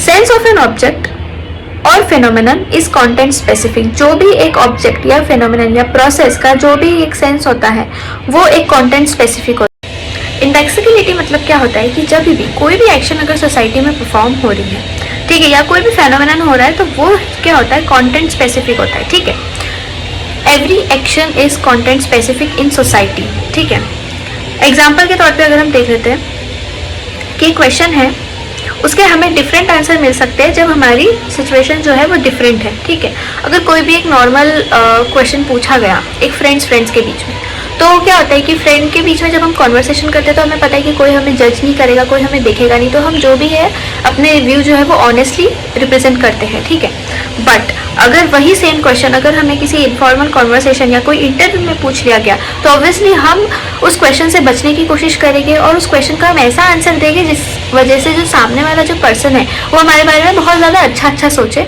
और सोसाइटी भी हमें बहुत ज़्यादा अप्रिशिएट करे। ठीक है, members make sense of phenomenon in the context of phenomenon, मतलब कि जो मेंबर्स जो है अगर वो कोई भी एक फेनोमेनन या एक प्रोसेस में अगर इन्वॉल्व है तो वो कंटेंट स्पेसिफिक होता है, मतलब कि उसके पीछे कोई ना कोई एक पर्पस होता है, तभी जाकर के वो उस प्रोसेस में इन्वॉल्व होते हैं। ठीक है, हम देखते हैं रिफ्लेक्सिविटी। रिफ्लेक्सिविटी का अगर हम सिंपल एक एग्जाम्पल के फॉर्म में या सिंपल मीनिंग में अगर हम देखें, रिफ्लेक्सिव एक्शन मतलब क्या होता है कि जब भी कोई भी हम पर एकदम से कोई चीज़ जैसे गर्म फेंक गई या हमारा कहीं कट लग गया तो हमारा एक रिफ्लेक्सिव एक्शन आता है, मतलब एकदम से हमारा रिएक्शन आता है। ठीक है, तो रिफ्लेक्सिविटी भी एक टाइप से सेम है कि जब एक कोई कॉन्वर्सेशन होता है, ठीक है, तो उसके रिजल्ट में जो भी हम इंटरप्रेट करते हैं चीज़ें और फिर जो हम मतलब रिप्लाई में जो भी हम देते हैं, दैट इज ओनली रिफ्लेक्सिविटी। ठीक है, अब sense of order is a result of conversational process, मतलब कोई भी कॉन्वर्सेशन में अगर कोई भी अगर बात चल रही है, कॉन्वर्सेशन हो रही है और उसमें अगर कोई भी हमने रिप्लाई करे रिफ्लेक्सिव एक्शन के तौर पे, तो वही होता है रिफ्लेक्सिविटी। ठीक है, अब एथनोमेथोडोलॉजिस्ट जो होते हैं वो interested in neither microstructure nor macrostructure. ठीक है, मतलब कि वो ना ही कोई छोटे से छोटी बात को लेकर के फोकस करना चाहते हैं, ना ही बड़ी से बड़ी बात को लेके फोकस करना चाहते हैं। जो एथनोमेथोडोलॉजिस्ट जो है वो अपने पॉइंट ऑफ व्यू में बहुत ही ज़्यादा क्लियर रहते हैं। वो पॉइंट आउट करते हैं कि जो सोशोलॉजिस्ट जो है लाइक एवरीवन अदर, मतलब सभी के जैसे उनको भी सेम अकाउंट ऑफर किया जाता है, मतलब कि उनका भी सेम ही माना जाता है लोगों की तरह। ठीक है, अब जो गिडन्स जो है they seem to have no goal.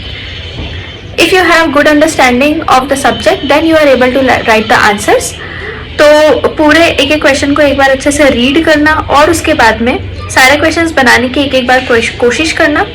And if you have any doubt, please comment down in the comment section and please like, share and subscribe to my channel. Thank you so much.